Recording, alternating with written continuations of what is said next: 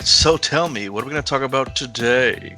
Today on Keepin of the Geek Bros, we've got Nintendo response to Joy-Con drift phenomena, Pokemon Masters gameplay trailer review, Nintendo Switch's The Outer Worlds announcement trailer, Love, Death Robot's creator to write feature film, Nintendo Switch can run Android now, Falcon and the Winter Soldier reveals Zemo's mask, Deadpool creator discusses possible third movie, Ryan Reynolds Phase 3 Deadpool conspiracy theory, Amazon's Lord of the Rings series casts its first actor, Edward Furlong's return stirs controversy, Disney's Atlantis The Lost Empire live action remake casting announcement, House of X, Stranger Things 4 has a problem, HBO's Watchmen creator says fuck you, I'm doing it anyway, Zombieland 2 double tap trailer review, Love, Death Robots Part 14 review, Squeezy Bits Picks, Netflix subscriber drop may mark the end, Garbanzo's Corner, is your mind a safe place? A discussion on depression, Inebriated Fitness, Macronutrients, a protein tale, and Comic-Con follow-up, The Witcher by Darflex, and Supernatural final season by Garbanzo. All this and more on this week's episode of Keepin' Up the Geek Bros. Stay tuned.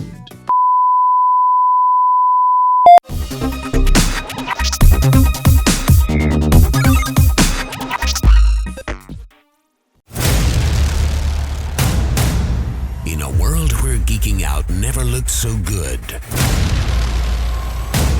two incredibly sexy men will rise for your auditory pleasure.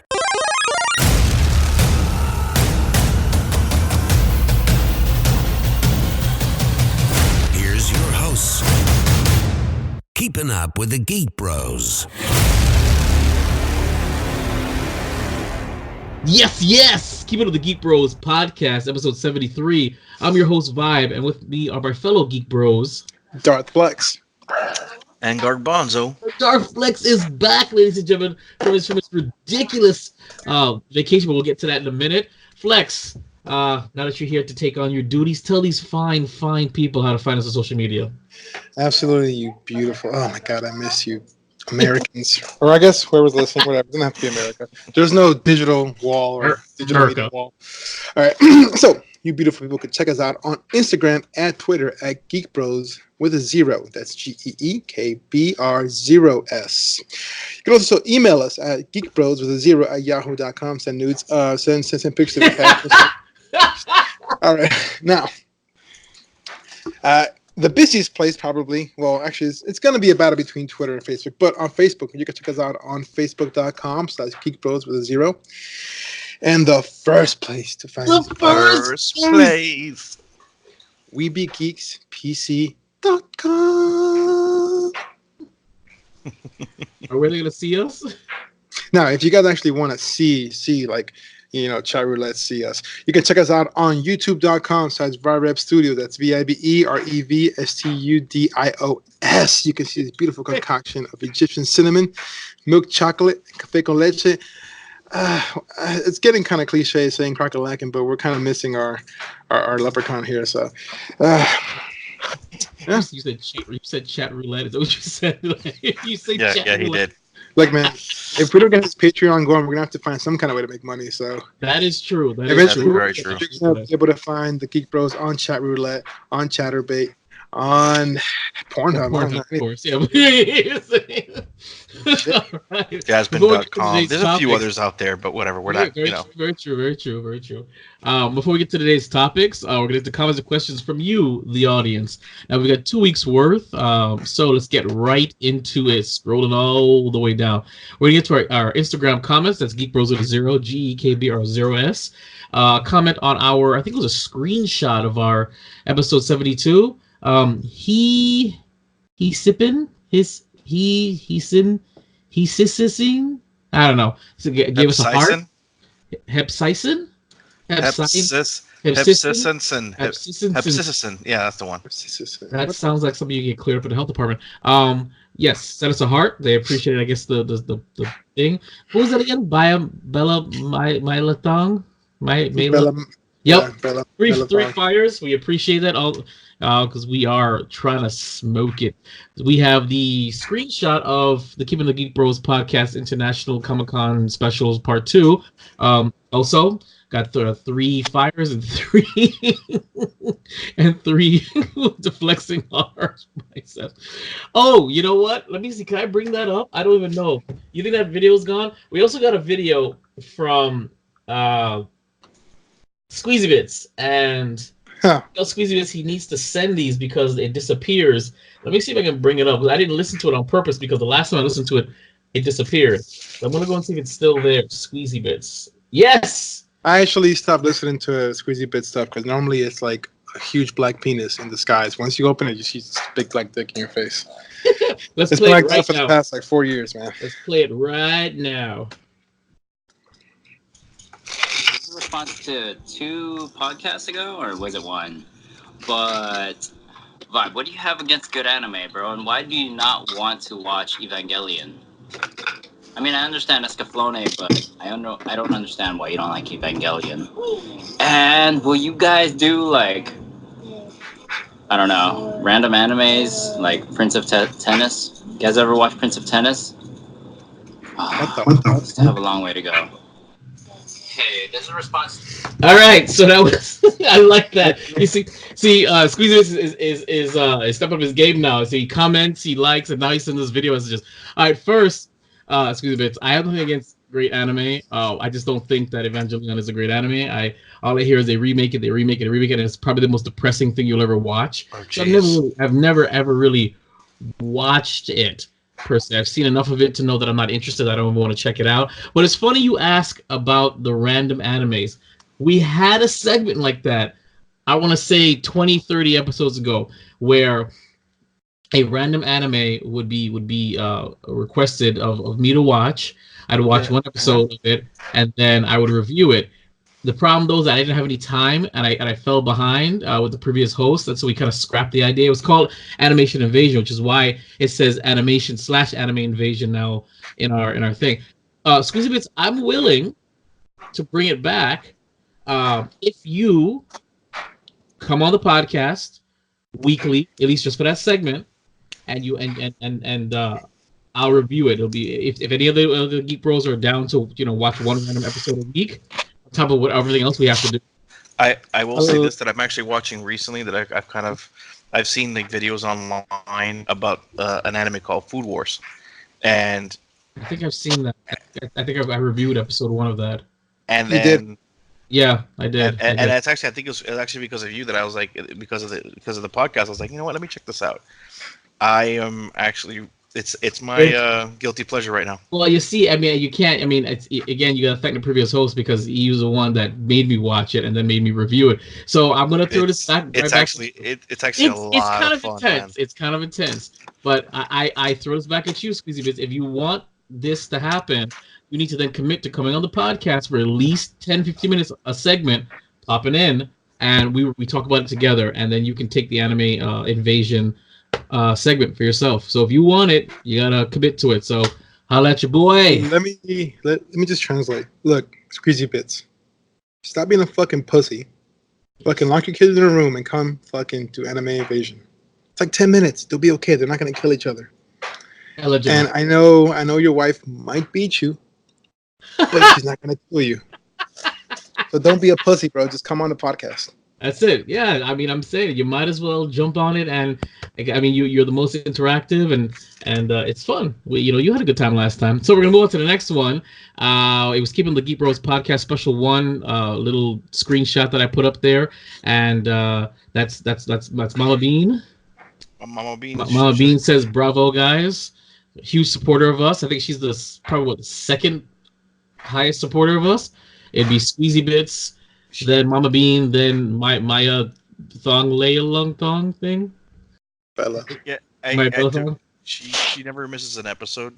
She actually waits for it to be on YouTube so she can watch us because yeah, I know. Don't worry about it.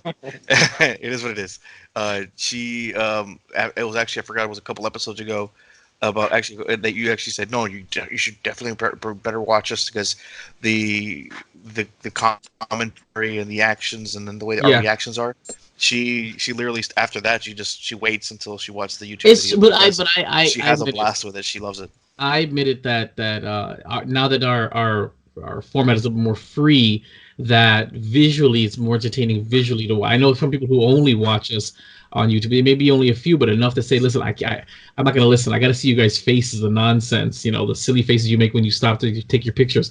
I've been told. So, yeah, I mean, we would love you to, if you're listening to us, you need to watch us. If you're watching us, you need to listen to us. We need numbers on both sides. So, just saying. So, we're going to move on now to YouTube comments, of course, both from Squeezy Bits.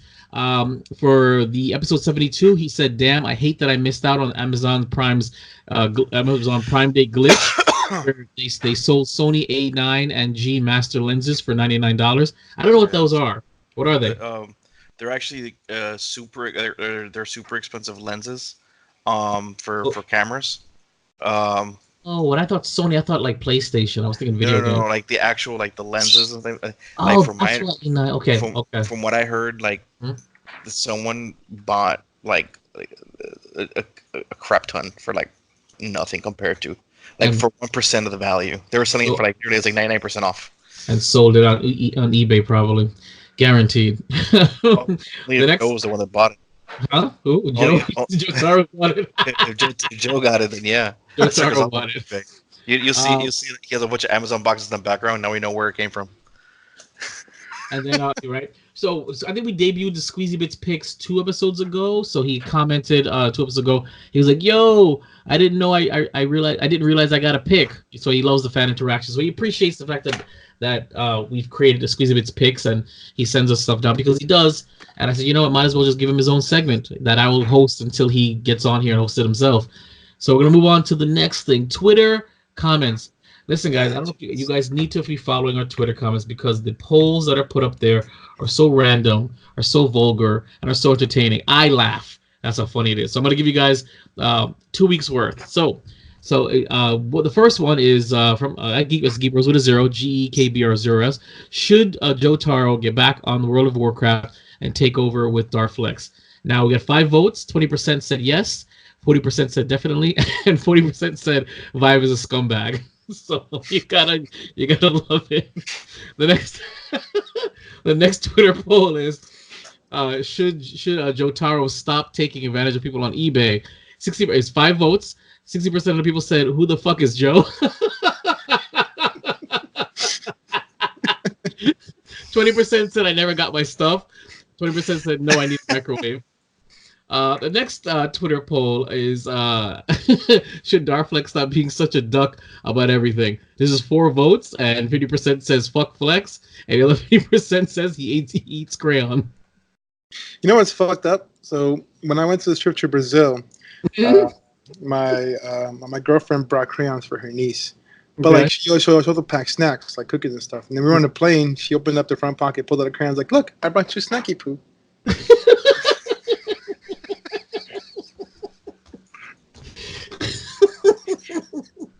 It's cute. That's awesome. Right. We're gonna move on to the next poll.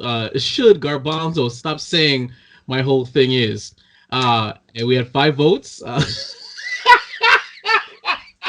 Look, what happened was 60% said Rogaine. Sorry. 20% nah, he's a nice guy, and other 20% said the thing is.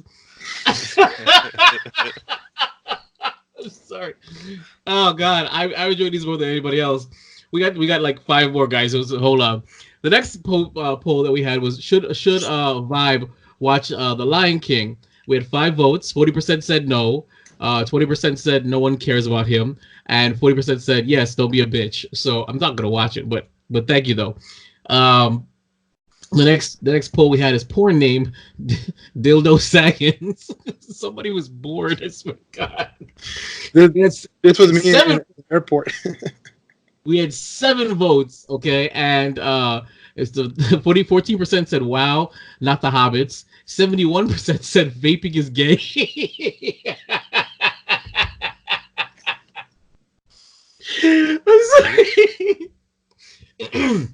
14% said do better.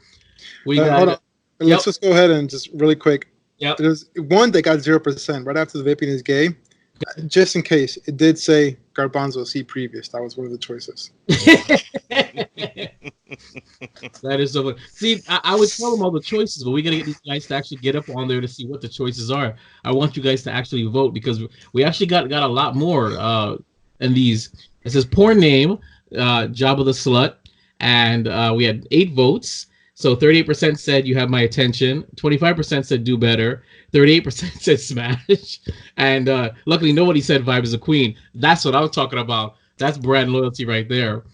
The next one we had poor name is R2DD2. We had 7 votes. 40% said boobs. 14% said yes. 29% said do better. And 43% said flex is still a chode. And our final, I'm sorry, I'm loving this. And our final poll was poor name hung so low. We had 7 votes. 0% for hell yes. 29% for 57% for fuck Joe, fantastic, and 14% for do better. And that, ladies and gentlemen, is comments and questions and Twitter polls from you, the audience. That was a blast. You guys got to check it out. Definitely on Twitter. The polls are so random. I even bump into them randomly. But if you want to know when the polls are popping up, whenever I do see them, I do post screenshots on our Instagram story and our Facebook story. That's Geek Bros with a 0 on Facebook, and that's Geek Bros with a 0 on Instagram. And the stories pop up right there. What is that? Deep Throat? Is that a what? It's kind of bleeping out, but cool. See, it always bleeps out our product placement. But I can't. So before we move on, gents, tell me about your weekend. I want to hear from Dark Flesh first because this man had more than just a weekend. Didn't even know you were on vacation, bro. You don't say shit to nobody. I did. I told you like a week in advance. I don't remember that. I went to Brazil to visit family, take some rest. It was nice. I fucking needed it. Got to see a lot of cool stuff. Found a lot of cool old stuff like this beauty right here. Oh, fantastic. One of the best fucking movies ever made. Listen, man, you know how much you can get for that on eBay? You need to. I was checking, man. Like, bro, apparently somebody bought like one of these Aladdin like diamond edition ones for like $10,000. Yeah, it's crazy. Yeah, the VHSs, man. What he's referring to, if you're not watching, is he had Song of the South. He has that, and he has it's the Song of the South sing along. Which is the full movie was actually never released in the United States. It wasn't? No, it was not. Really? Only bits and pieces were the animated parts were actually released on the Disney Channel. Mm-hmm. And in sing-alongs and things like that multiple times. It actually was in a theater quite a few times. The last time it was in the theater, I think it was like 1986, along with other movies. But the full Song of the South movie was never fully released in the United States. You can get it in German on Amazon. Actually, you can get it in English from Australia right now on eBay. But I will say that if anything later on, I will gladly under open mic. I'll discuss it because I did a little research on this particular movie, and I have some really cool information about it. I do just want to say one thing. I remember on the previous podcast, Scott Bonzo did mention going to the Disney convention. Now, how many of our fans would love? I mean, this is a Disney movie. How many would love to see Vibe cosplay as Uncle Remus?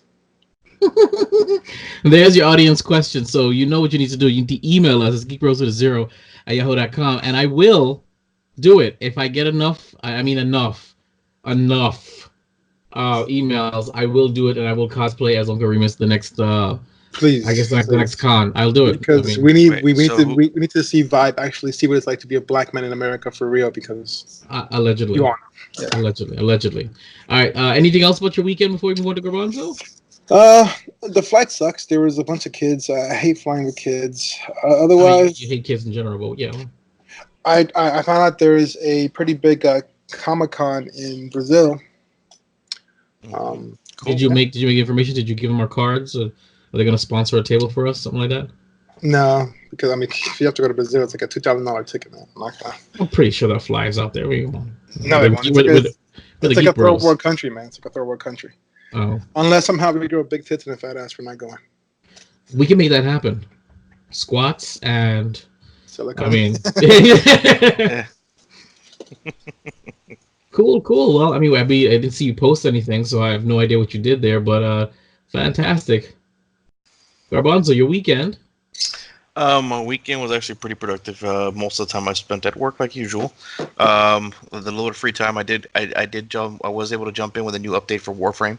There's some really cool stuff now with the Night Stalker, with the Night Wave, things that are coming out. A new frame, a new Prime frame came out that I'm actually really happy. I'm looking forward to hopefully getting soon. The Wukong Prime, and I was able just to kind of hang out and then write some more stuff for my D&D game coming up in a week. Oh, fantastic. My weekend was simple. It was babysitting. I was babysitting my friend's son all Saturday. So that was my Saturday. I got to edit a bunch of things. Actually, it was one of the most productive editing weekends I've had. I edited 7 videos completely. Out of the 7 videos, 6 of them were 4 of them are on YouTube now. 1 of them will be on YouTube, and the other 2 are, of course, other clients. So it was a very productive weekend for me. But other than that, that was about it. So that's what I'm talking about. That is the end of our weekends. So what's going on with the Geek Bros? The Geek Bros just successfully completed, I'm very proud to say, our 3-part, over 2-hour special for Comic-Con. All 3 parts now are on YouTube. They're edited to glory, and they're there. I don't know if I had mentioned that our last Invasion from WrestleTopia review was put on YouTube, but it is there as well. So just so you guys know that you can, if you don't always listen to the whole podcast to get it, there's a snippet right there for you, just talking about that fantastic, comic that we are pretty much enamored by now. Yeah, and that's pretty much it. I can't wait. I'm looking forward to the next episode. I really want to find out what happens next. Oh yeah. It's a good time. Beyond that, I'm still working on our Patreon. I'm still working on a lot of our lost episodes. I completed, which I have to show the Geek Bros in time. I completed the very first, even though the audio is wanky because I completed the first Inebriator review. It was funny. I have the edited version and I have the uncut version, so I have to show the Geek Bros, especially you, Darflex, because I don't know which one you want up. Is the edited or the uncut version? Because the uncut version is funny as hell, but it's obvious that we are super gone in that. Which one is the one we can see you cry the best? Huh? Wait, what? Which one can we see you cry the most? No, I don't. I didn't cut out my my emotional part on either of them.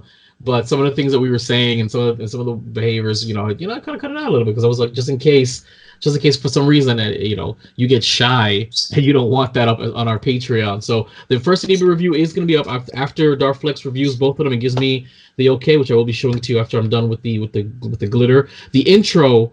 I'm right now playing with a whole new intro for it, and it's I have 2 types of intros, both of them involving beer, but I don't know which one I want or not. So I'm going to show you that, and then we'll get it up there, and I will post the first Inebriator review on YouTube, just so you guys know what to look for. But after that, Inebriator Reviews, which is a Darflex presentation, will exclusively be on our Patreon, which I've officially pushed back. It'll go live in 2020. It will go live in January 2020. I want to make sure that I have plenty of content up there and everything ready and all the tiers prepared. So when you go up there, it's not just, there's 1, 2, 3. No. When you go up there, you're going to have 5 or 6 lost episodes of Geek Bros. You're going to have, several episodes of Inebriator reviews ready up there. Because that's basically what it is. It's going to be lost episodes of Geek Bros, lost episodes of Geek Girls, and Inebriator reviews. And that is why you're going to want to join our Patreon. So I'm preparing. If we're going to do this, we're going to do this right. So that is it for the Geek Bros. So, episode 73 starts now. We're moving on to the Fresh Scent. Geek Bros approved movie of the week. Fast and Furious presents Hobbs and Shaw. When a cybergenetically enhanced Antichrist, Brexton, gains control of an insidious bio threat that could alter humanity forever, a fearless rogue MI6 agent who just happens to be Shaw's sister causes 2 sworn enemies to partner up and bring down the only guy who might be better than themselves. Who's checking out this movie? I am, for sure. I am. Just because, whatever. It's kind of like The Expendables And Sharknado, you know it's gonna be stupid, but why not? Okay, look, here's the thing. One of the things that kind of got me a little excited for it was the whole that what's it called? Hobbs family gets brought in. You mean when they go to the island for where Moana lives? I get you. Yeah, That's yes, that's. What did you say? That's racist? Is that what you said, Flex? I'm sorry. That was funny. Yeah. Look, here's the thing with me, and I read the article. I recently I didn't put the article in this list, but I thought it was just me. But I don't. Everybody knows that Shaw killed Han, right? Like that's still canon. Yes. Why are we embracing this man like some kind of anti-hero? He killed Han. He killed him. No. Well, most people don't know, but Han is actually North Korean.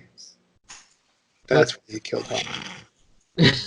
Okay, but still, they killed Han. Han was a fan favorite. So the fact he was. Han was a fan favorite. We loved Han. He really was. I didn't like Han. And he's Asian. That's why they brought him back from Tokyo Drift, because they really liked Han. And I liked Han. He was a cool guy.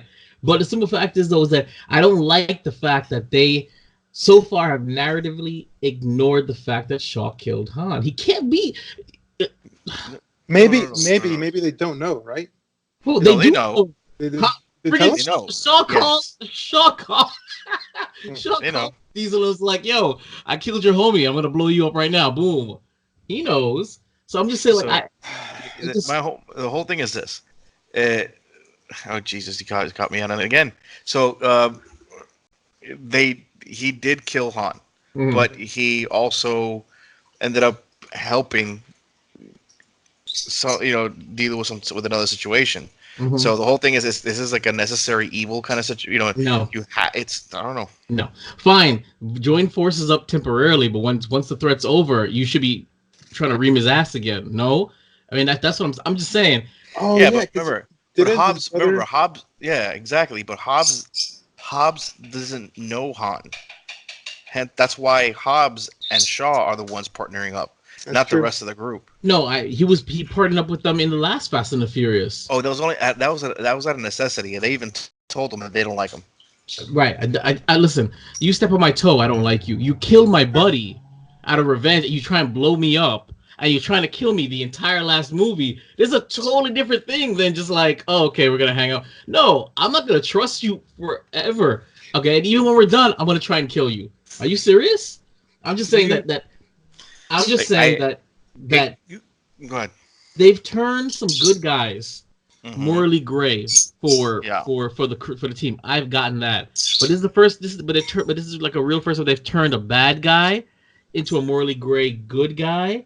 And I'm sorry, he did too much raw stuff to earn that turn to be accepted into that team. I'm just saying. It worked in Dragon Ball Z. When? Piccolo. Where? Vegeta, Piccolo. But who did Vegeta kill? What? Raditz. Oh, you're right. Hold on. He didn't kill. Who did he kill? Who did he kill? What kind of people? He killed Krillin twice. He killed Krillin. Vegeta didn't kill Krillin. Oh, he killed indirectly. He killed Yamcha and Tien. With the Cyberman. Yeah. Right. Okay, but hold on now. But they built up a whole saga that explained his turn. I'll take that. There was 60 episodes to slowly go from. I'll take that. I want you to go ahead and tell me which one of the other Fast and Furious movies makes sense. Exactly. I was going to say, don't forget the fact that this movie used to be about a bunch of Puerto Rican high school dropouts racing a bunch of Asian cars. Right. And it really changed to some other bullshit. Yeah, taking DVD players. I know, but I'm saying though is that physics aside and this whole aside. Narratively, I just think that now they're just being fast and loose with the narrative. Now they could at least, they're being fast and furious with the narrative. Is that what you're trying to say? Yeah, I just said, all right. Because they realize it's fucking stupid. Because Puerto Ricans can't be secret agents like that. It's ridiculous. What? You know what? That's it. We're moving on. We spent way too much time on that. So if you guys are checking out Fast and the Furious presents Hobbs and Shaw, I'm not gonna see it. I'm not interested in it. But I'm not see it probably illegally. Okay, probably. Then good. You, Garbanzo, when you see it, you let me know so we can put it on there so you can review it. Because I sure as heck I'm not gonna watch it because I don't want to watch it. And there's an end credit scene apparently because it's world building for Hobbs and Shaw for their sequel. God help us. Good luck and watch it, guys. Enjoy it. We're moving on to what's new in the gaming world. And this is a segment where I get to rest my voice. Video games out this week presented by Darflex. Take it away. Absolutely. So we're going to start with July 29th for this week. All right, we have Image of Perfection for the PC. Jumping on to July 30th, we have Mutant Year Zero Road to Eden for the Switch. Now, this game was previously out on the PS4 and Xbox One. I actually have it for the Xbox One. It's a good game. It's just like XCOM. Meets Disney. Now, we have Oxygen Not Included, official launch for the PC. Forager for the PS4 and Switch. It's a type of play on words. Morphe's Law, like not Murphy, but Morphe's Law for Morpheus? PC. No, Morpheus. The Blackout Club for the PS4, Xbox One. No girls allowed. What? No white allowed? No, I didn't say that. I definitely didn't say that. Okay. So, Warhammer 40,000 Inquisitor Prophecy for the PC. That's interesting. July 31st, Pilot Sports, PC and Xbox One. London Detective Mysterio for the PC. Luca, Born of Dreams for the Switch. Saboteur 2, Avenging Angel for the PC and for the Switch. And that is it for July. All right. Actually, no, I'm sorry, wait. That is not it for July. No, that's it for July. We do hit August. My bad. Are we gonna? Oh, because yeah, August does begin this week. Oh, carry on. We have August 1st, Collapse for the PC. Forest of Blood for the PC. Light Step Chronicles for the PC. The Black Widow for the PC, iOS, and Android. Chroma Squad for the Switch. Raiders of the Lost Island. Steam Early Access for the PC. Pandemic for the Xbox One and Switch. Jupiter Hell, Steam Early Access for the PC. Hamsterdam for the PC, Android, and iOS. Now, August 2, we're at Madden NFL 20 for the PC, PS4, Xbox One. Dry Drowning for the PC. The Church of Darkness, the Church in the Darkness for PC, PS4, Xbox One, Switch. And actually, that is it for this week. Nice. I love it. And we're going to move on now to the Battle for Azeroth. I don't know if you have anything to say about this. I know you were gone for a week, but I think maybe... I do have something just quick to say. Specifically for today, for those who are playing, I did cover this a while back. I did give the release, the raid unlock schedules. So today, July 31st, we have Raid Finder Wing 2. That's going to be Lady Ashvane, Orgoza, and the Queen's Court. Again, remember, this is for the new patch where you enter the Eternal Palace raid, when you enter Queen Ashara's place. Now, the last one to be released will be on August 14th, which is Raid Finder Wing 3. This is where you actually get to face Queen Ashara, but before that, you're going to face Zakul. So really quick, for today's release, let's just go through the actual raid bosses you will encounter, which is Lady Ashvane, Orgoza, and the Queen's Court. Again, we did cover this before, but we're going to go over it again. So Lady Ashvane is Priscilla Ashvane's relentless pursuit of power has ultimately led her to the Eternal Palace and into a dark pact with Queen Ashara. But what Ashvane receives in return for her loyalty may be more than she bargained for. Which she got a bunch of power, and she looks like is only what I can describe as a mix of Davy Jones, Ursula from The Little Mermaid, and Mr. Krabs. Oh, wow. Actually, a little bit of the Swamp Thing going on there. That's a hell of a mix. Oh, Swamp Thing! Don't make me remember. Immediately. Actually, like the first credit text was, "Sorry, this show is canceled." All right, so the next one is Orgoza or Orgozoa. Orgozoa tends to Orgozoa. Now I'm hungry. Orgozoa tends to Ashara's hatchery, preparing for the day her incubating horrors are unleashed upon Azeroth. There's pretty much this kind of Dungeons and Dragon, that floating eye. I keep forgetting what it's called, but it's called Beholder. Saruman. Yes, it's no. It's that with tentacles, and it's guarding all the eggs. But okay, no, like these are like It has tentacles with eyes on it that shoot laser beams, depending these on are each these are one is more a like different type of beam. tendrils. We're talking about Final Fantasy? No, motherfucker. Oh, sorry. Carry on. And then the last one for this raid would be the Queen's Court. For 10,000 years, the Queen's Court has never failed to enforce the word of Ashara. Now, the Queen's most powerful servants stand ready to fulfill her final decree. Now, as many as you know, these all used to be night elves, and now they have turned into the Naga and other undersea creatures. So these were Queen Ashara's original night elf, or like the first children of the night of the moon, which are now pretty badass looking female Naga. It's kind of hot. Forearms, big old titties. A little scaly though, aren't they? Yeah. I mean, yeah. Get a few Altarock brews in you. Yeah. All right, and as of right now, Blizzard has yet to address my rant or my complaints or my longing to. Is it about StarCraft 3? Murder people in Azeroth in a PvP server.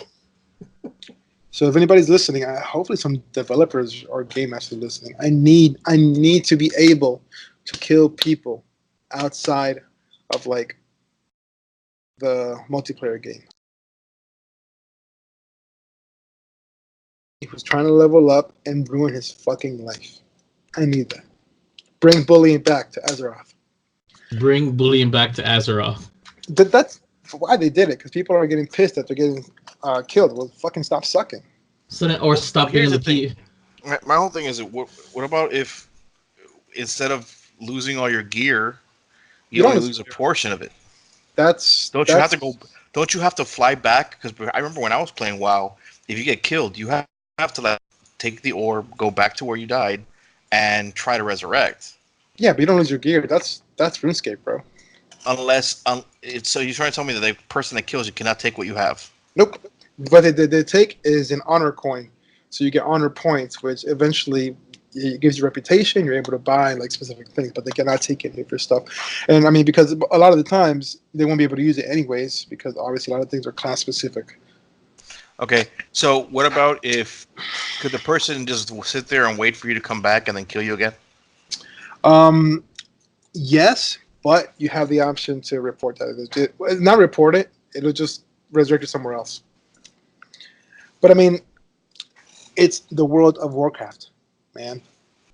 Like, you think when the French were getting murdered by the Germans, they wanted to call a timeout and have, I don't know, the United Nations tell France back, Germany back up? I don't know if that applies. That analogy applies. It's war. I'm pretty sure the French probably did, or at least tried to. I don't know. It's just they're treating World of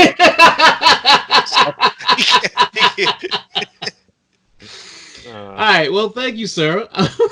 Now we're going to get into the actual news and the meat and potatoes of the gaming world.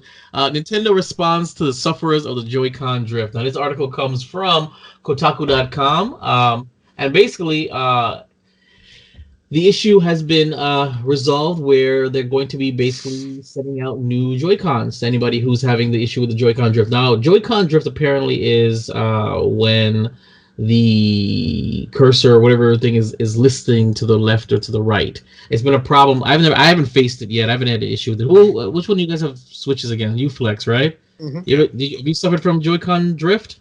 What's Joy-Con drift? Basically, it's where let's say that, you know, I don't know, like you're moving on a screen. It says your character's stationary. You're not touching the thing, but it starts moving to the right or moving to the left because something's up with the Joy-Con. So that's Joy-Con. I've never suffered either, but apparently it's a thing. So it's basically where the Joy-Con joystick on the controller detects movement, even though nobody's touching it.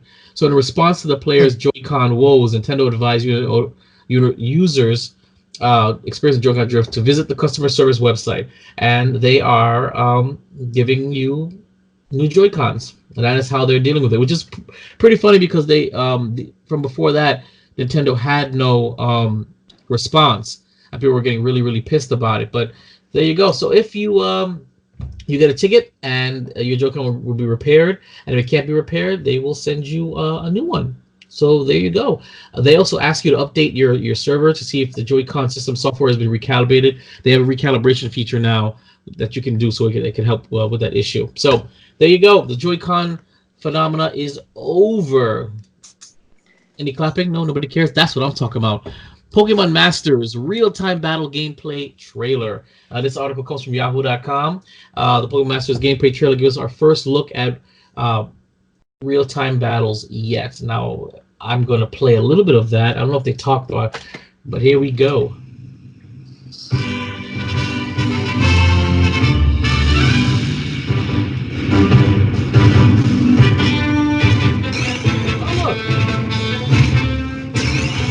They're just showing a bunch of characters. This is not gameplay. Yeah, it's gameplay. You can count on me. Thank you. You got Misty, you got Brock. 3-on-3 battles. Oh, that's kind of cool. But it kind of just looks like it kind of looks like a vertical version of you can do co-op battles where everybody has their own Pokemon, but they're all on your screen. I'm done watching this. This basically just looks like a vertical version of Let's Go Pikachu or whatever. Literally, that's what it looks like. I mean, I'll be wrong. Will I play it? Absolutely. Do I think it's gonna be more fun than Pokemon Go? You better believe it. But yeah, it's basically allows you to play. It's kind of just like playing Pokemon, I guess, without the story or the world building, just the battling on your DS online with friends, except you're on your phone. It's vertical and it's it's about it, but it's interesting. So check it out. I'd like to say that we're all gonna play it a little bit, maybe when it comes out. I'll check it out. I don't. You guys don't sound very, very thrilled about this at all. I mean, I'm always down for something new Pokemon stuff. You know what I'm saying? I love my Pokemon. So anyway, Pokemon Masters is still slated to launch sometime, some point this summer. So it's supposed to be coming out any day now because the summer is ending in another month. So when it comes out, you definitely will hear a review from the Geek Bros because we like Pokemon. Yeah. Allegedly. Bam. Hey, real quick before we jump off the Pokemon news, I saw another article on BGR.com in referencing to a rare Pokemon card that was actually stolen in the mail. Okay. So it's a one of a kind card. It was graded. Oh yeah. BSA graded. I think like $60,000 it was worth, and it was sold for like $50,000. It was insured and everything's fine that aspect. But whoever stole that card has to understand they could never sell that in a regular market. Because it's been reported as stolen, and it has a code to it. You would literally have to take the card out of the plastic, possibly damaging it, lowering its value, getting it regraded, and get a chance to probably drop its value by substantial, if not almost completely. So, yeah, that person is probably stuck with this nice card in plastic they can never use. And it's in Japanese, and it was stolen in New York, so you never know. I would like Chinatown. I'm sure they get found a way. All right, so just real quick, Joe Taro, if you're listening, don't sell that card on eBay. All right, okay. So by the way, I did all that for someone to set that up. By the way, exactly, and you did really well, very well. The minute I heard New York, I was like, that's it. All right, so let's go on. We're gonna move on to the Outer Worlds trailer announcement. Check it out. Skin looks great. Hi, this is Matthew Singh from Obsidian Entertainment, and I'm excited to announce that we've partnered with Virtuous to bring The Outer Worlds to the Nintendo Switch. The Outer Worlds is a single-player sci-fi role-playing game set in the furthest reaches of the galaxy, in the Halcyon Colony, a place that's been branded and operated by corporations. Well, me as both a developer and a player of games, I love exploring new worlds. And with this game, we were able to build a completely unique universe from the ground up, something that you really haven't seen before. It's really a kind of a cool place to explore. We have a unique kind of tone, the dark humor that we play with in it. You are from a colony ship that had been lost in transit. And now, 70 years after being in hibernation, you're revived by Dr. Phineas Wells and recruited to try and figure out how to revive the rest of your colonists. As you venture through these different worlds, you'll find a place that's been run by corporations, and you are trying to explore kind of what are their motivations, what are they really getting to. It's like Futurama. The conspiracies that might be laying in the shadows and trying to figure out like what's really going on in this world. Perfect. Robots. So that's the Outer Worlds. It's gonna be on the Nintendo Switch. Welcome to the future. Try not to get the Outer Worlds. The upcoming single-player sci-fi RPG from Obsidian Entertainment and Private Division is coming to Nintendo Switch. It looks good.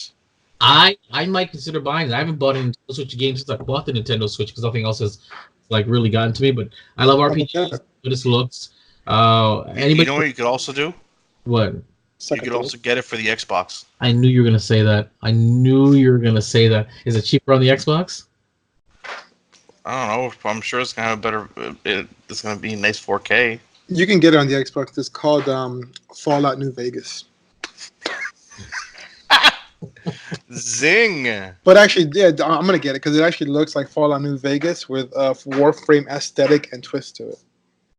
All right. I'm excited. If you guys are interested in the Outer Worlds, check it out. The trailer actually is on YouTube, so just type in the space Outer Space Worlds, Nintendo Switch, and the developer is in the. You heard him speaking, so that's what I'm talking about.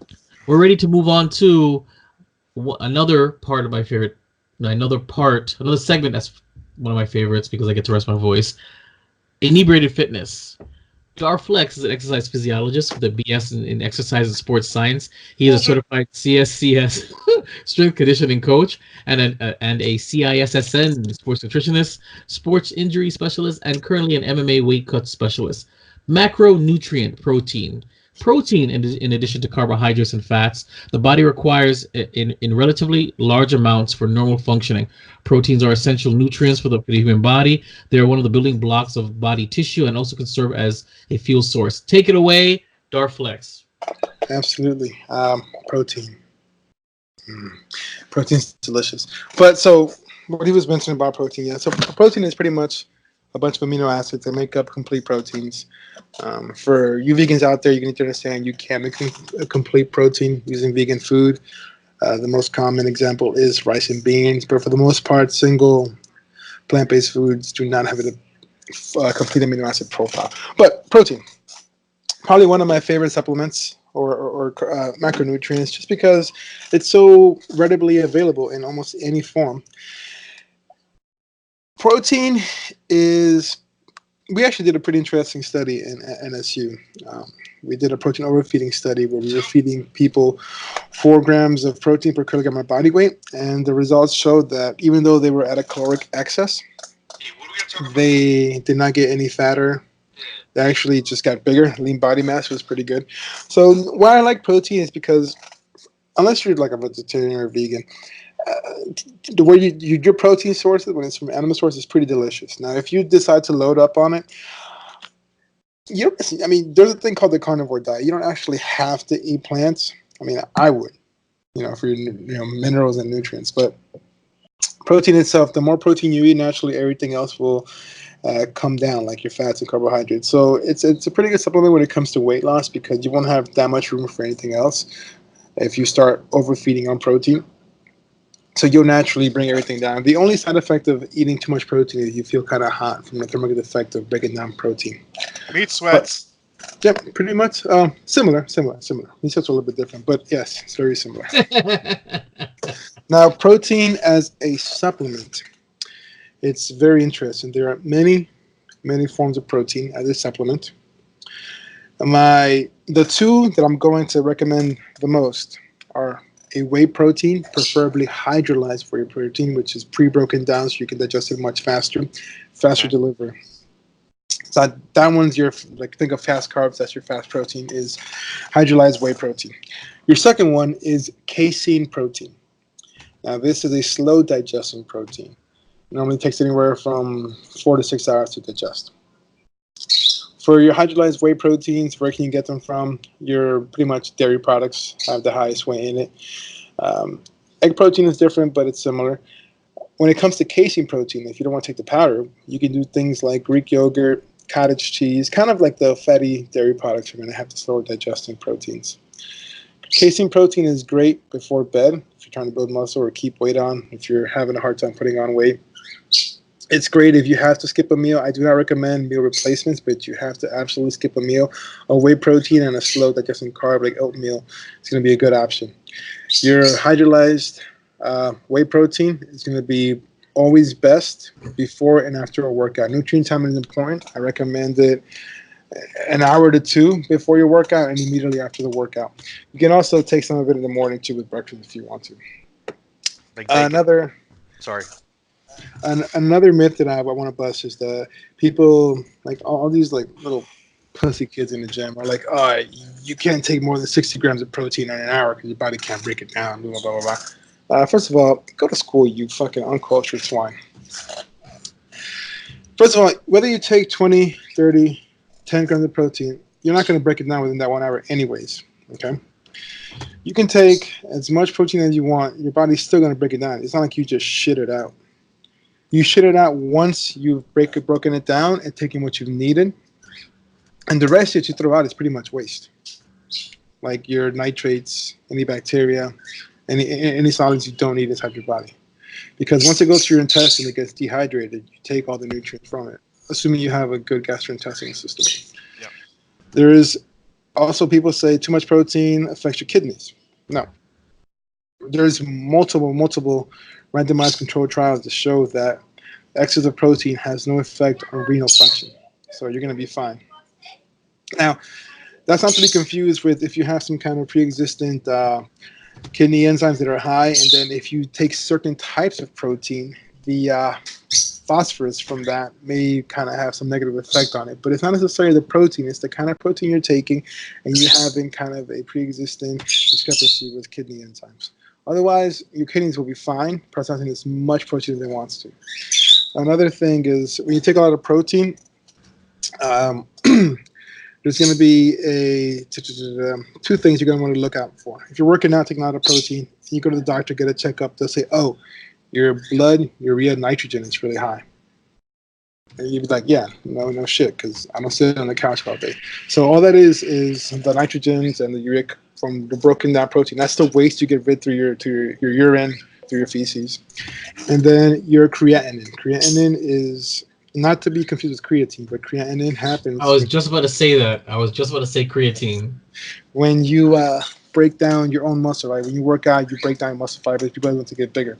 So the byproduct of that is creatinine. So your creatinine levels might be high. Now, if you're not working out and your creatinine levels are high, you better get that checked out because you probably have some kind of autoimmune disease or something. But otherwise, protein is pretty safe unless you have some kind of pre-existing condition that is not the protein's fault. It's pretty much just your body. And I got a question about protein. One protein I didn't hear you really talk about is actually soy-based protein. I do not recommend soy protein for men. Okay. And no, go ahead. Soy products for men have been believed. I don't think there's any RCTs, but it's more observational to cause impotence. I mean, if you want your dick to work, stay off the soy protein. If you really want a plant-based protein, hemp protein is probably the most solid way to go. Okay. Now, also, I remember that when my mother was going through chemo, one thing they did tell her that she needed to take protein, and they recommended to stay away from soy protein because it also supposedly increased the possibility of increasing estrogen levels. That may actually end up. Is that you think maybe the reason why they kind of the issue with males and using excess amounts of soy protein? That too, and I mean, don't quote me on this. Aside from the estrogen levels, it may throw you off some aldosterone, progesterone, but also I believe depends on the type of protein. There may be some heavy metals in it, just like brown rice has heavy metals in it. That's why I always, if you pick between brown rice and real white rice will always be the best because it tastes better and it gives you the same without the heavy metals or arsenic, whatever it is it has in it. Oh wow, I wasn't aware of that. Yeah, brown rice tastes like shit. It does. That part I'm aware of. So tasty. So parboiled rice, you think we better overall between the three? Parboiled rice is the like a rice protein? Is that true? Well, yeah. I mean, just like for because I know parboiled rice is supposedly a little bit better for that. So, okay, I guess we're talking plant-based proteins for that specific reason to stay off the estrogen and stuff. I'm still gonna go with hemp protein. Okay. I mean, hemp is the magical plant, but you can build cars out of it if you want to. But it has a pretty good amino acid profile. It has a good amount of fats in the seeds. It doesn't taste too bad, and it doesn't really gas you up. Doesn't have any like weird side effects like a soy protein. Okay. Cool. Awesome. And that is it for protein.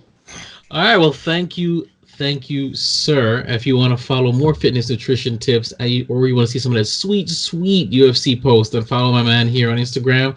That's Darflex, DARTH_FLEXX. We're moving on to Garbanzo's Corner. Is your mind a safe place? Let's talk about depression. A mental health disorder characterized by persistently depressed mood or loss of interest in activities, causing significant impairment in daily life. Possible causes include a combination of biological, psychological, and social sources of distress. The persistent feeling of sadness or loss of interest that characterizes major depression can lead to a range of behavioral and physical symptoms. These may include changes in sleep, appetite, energy level, concentration, daily behavior, or self-esteem. Depression can also be associated with thoughts of suicide. Take it away, Garbanzo. Okay, so for me, this is a not the easiest subject to talk about, but I thought was important. Depression and another thing that comes along with it a long times is actually anxiety. It's something that me personally, I know very well. So before I speak on this, before I continue talking about this, I am not I don't have a PhD. I'm not a psychologist. I am not a psychiatrist. I will only be speaking on behalf of my personal experiences and my personal thoughts and what has helped me. If it does help anyone else that listens, that's amazing and that's great.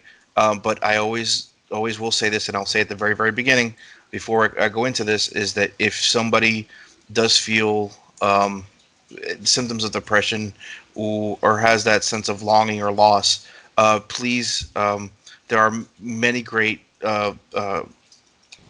call centers out there. Talk to somebody, and it's always recommend getting some help. And now moving on to why I wanted to talk about this.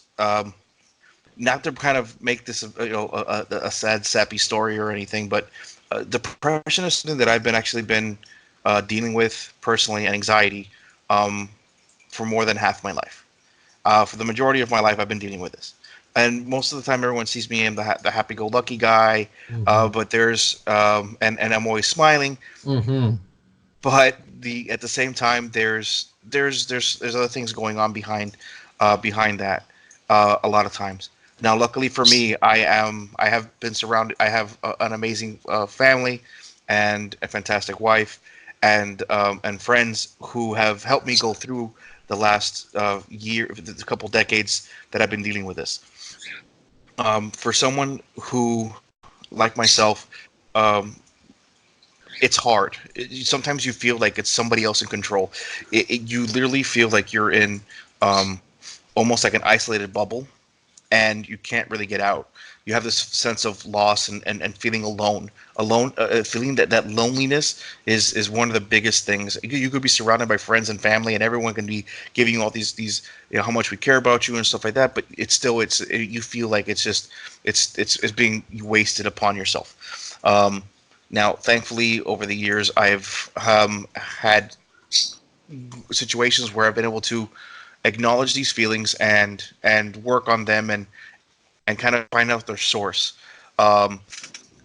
And for me, a lot has to do with the passing of my father when I was younger.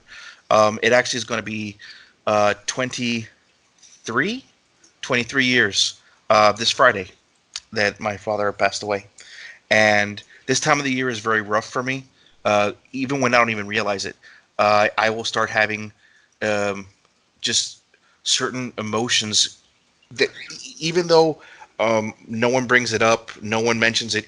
Sometimes I'll even forget about it, but it's just still there. It's like a chemical reaction that my body goes through.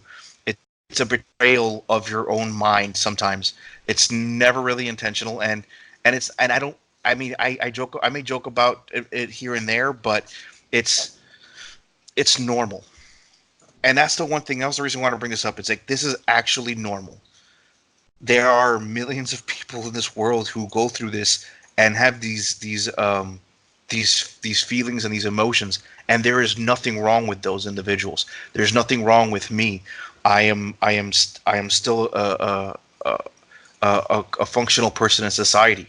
Now, do I have moments where it's overwhelming and I need to take a step back and reevaluate to make myself a more make myself feel a bit better? Absolutely. But you can go through your life and see that at one point in time, everyone has had some of these experiences.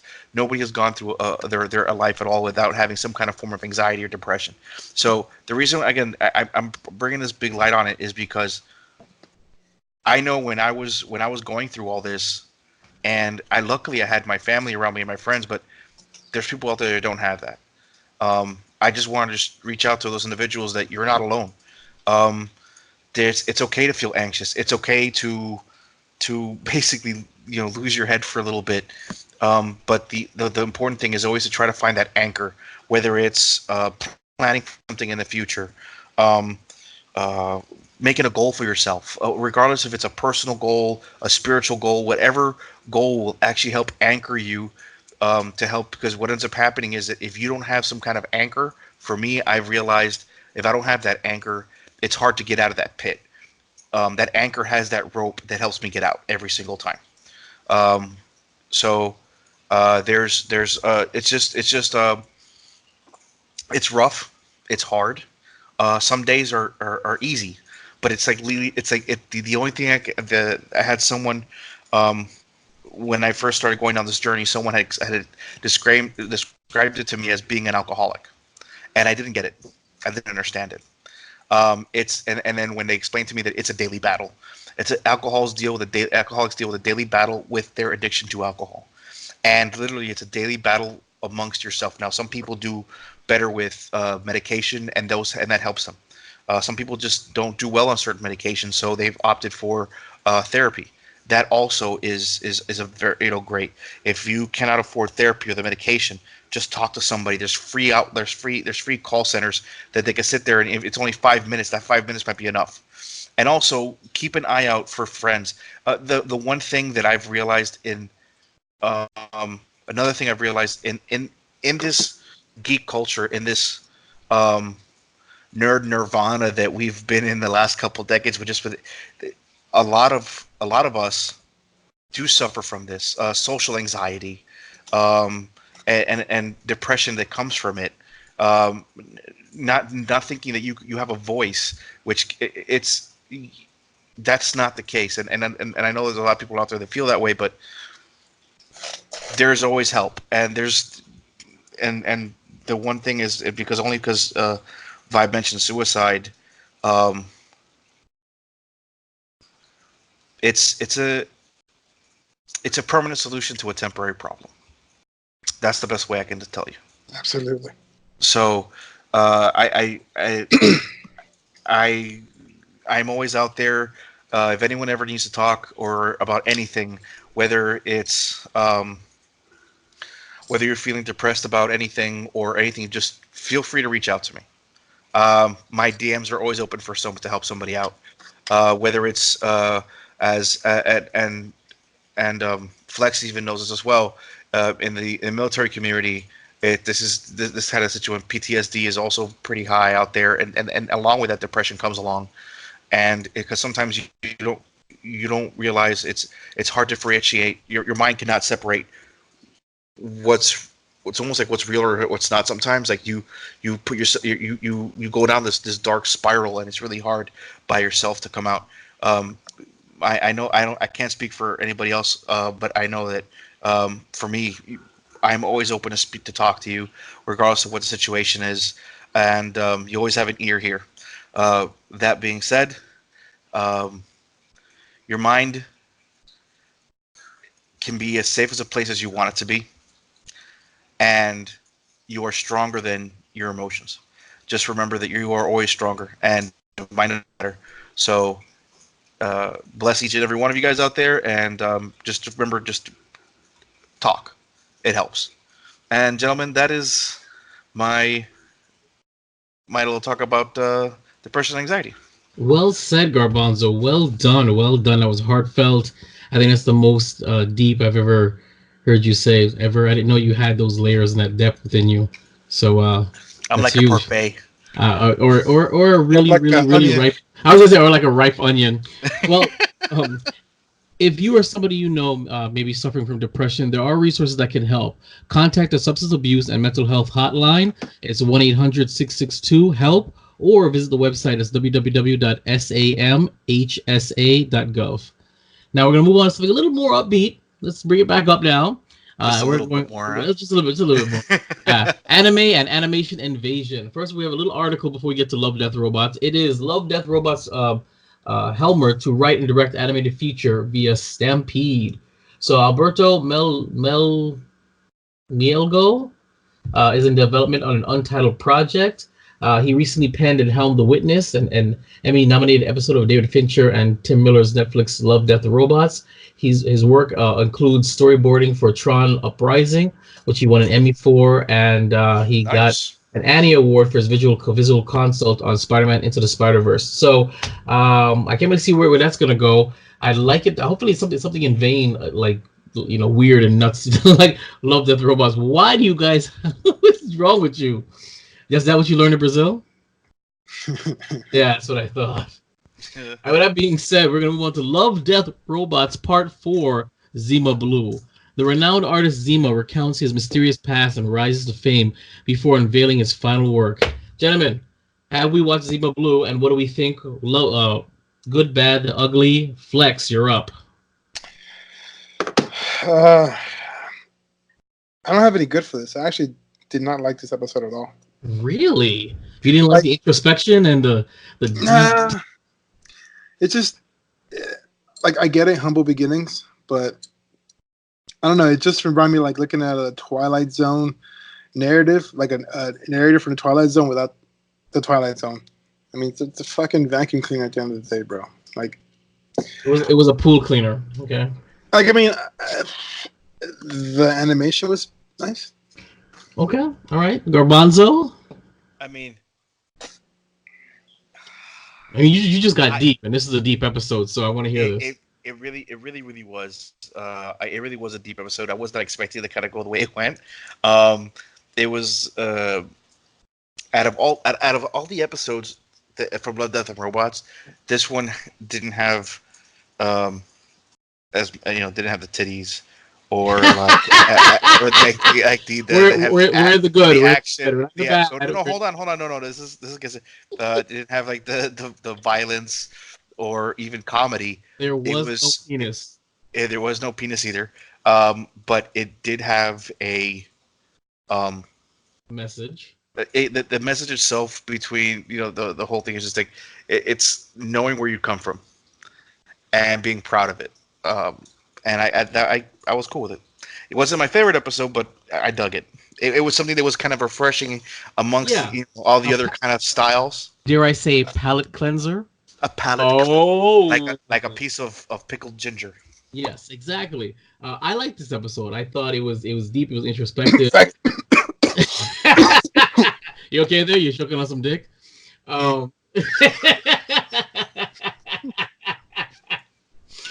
So I am so glad I was not drinking because I would have messed up my computer. That's so funny.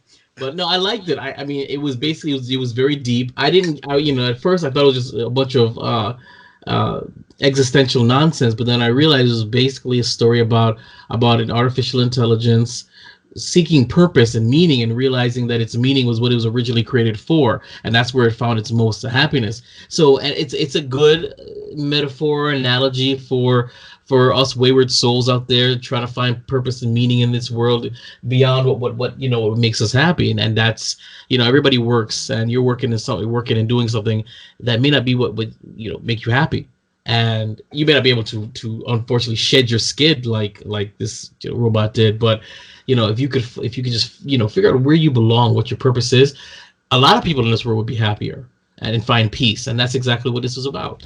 We're gonna move on to the bad. Darflex. No titties. Did you even watch Valid point. What? Did you even watch the episode? Or I did, man. Are you giving the Wonder Woman review? No. I honestly, this was the least like. Okay, it's a palate cleanser, but I don't need a palate cleanser. Like, if I'm drinking all night, I'm drinking all night. I'm not gonna fucking look for some water, some coffee, bro. Like, give me That two. is not, that is not true. If you're Shut your horn out. Listen, I'm not gonna sit there and watch all these stupid episodes, and then go to this weird find yourself, find the meaning of life bullshit. No.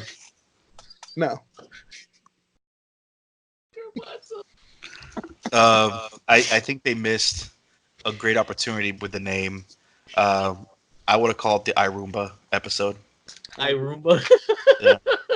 I pool cleaner. I just think that they missed out on some great puns. But I guess they wanted, and also no. Actually no. I'm saving that for the ugly. Never mind. Aaron, go ahead. Okay. No. Well. Oh, my phone's ringing. No, I don't have any ugly. I mean,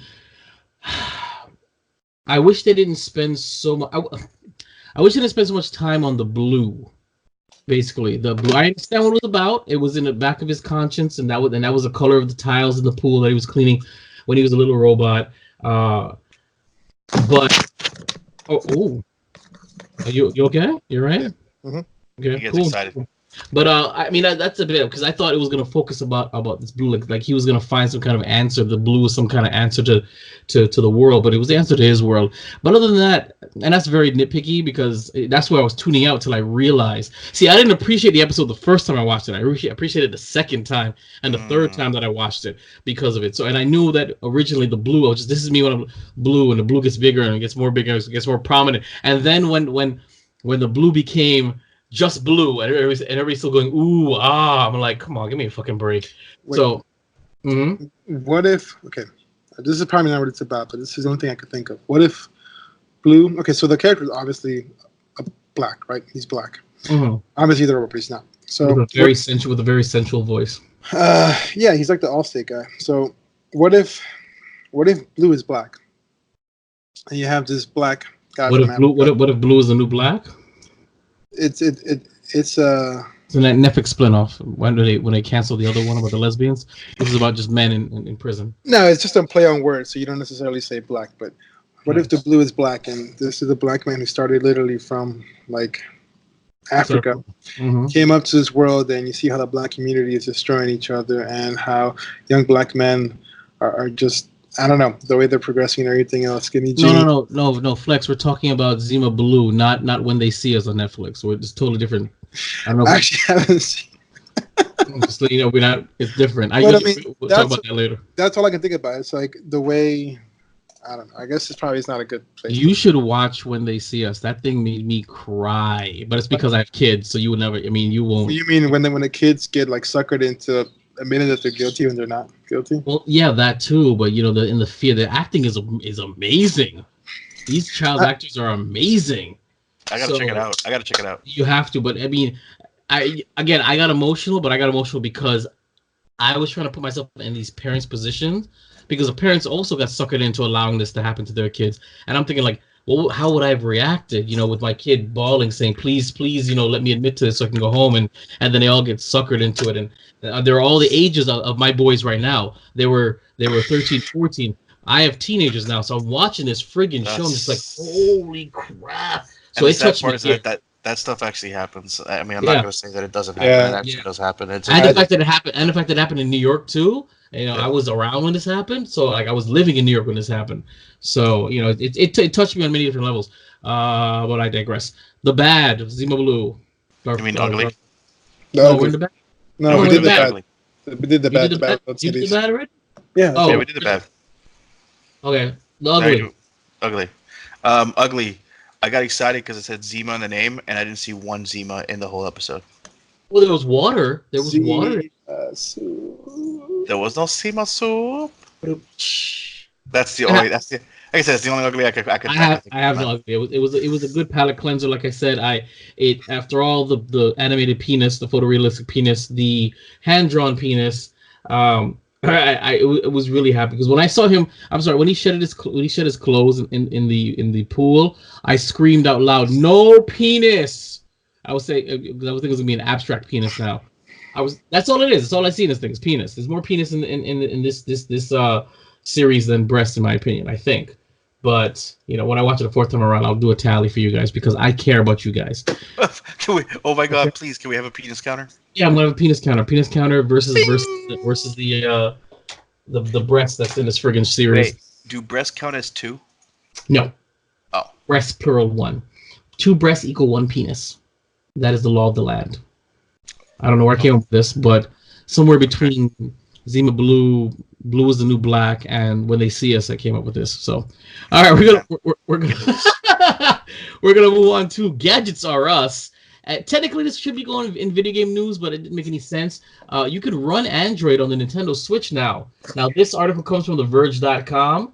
Nintendo Switch can run Android, giving the hybrid game console access to Netflix, YouTube, Spotify, Twitch, a wide array of Android apps, and loads of classic games, emulators, of course. Specifically, it's an unofficial port of the Lineage OS 15.1 based on Nivea's own builds for the Nivea Shield TV set-top, meaning you can play NVIDIA exclusives like Portal, Half-Life 2, and GeForce now through cloudings. What is this talking about?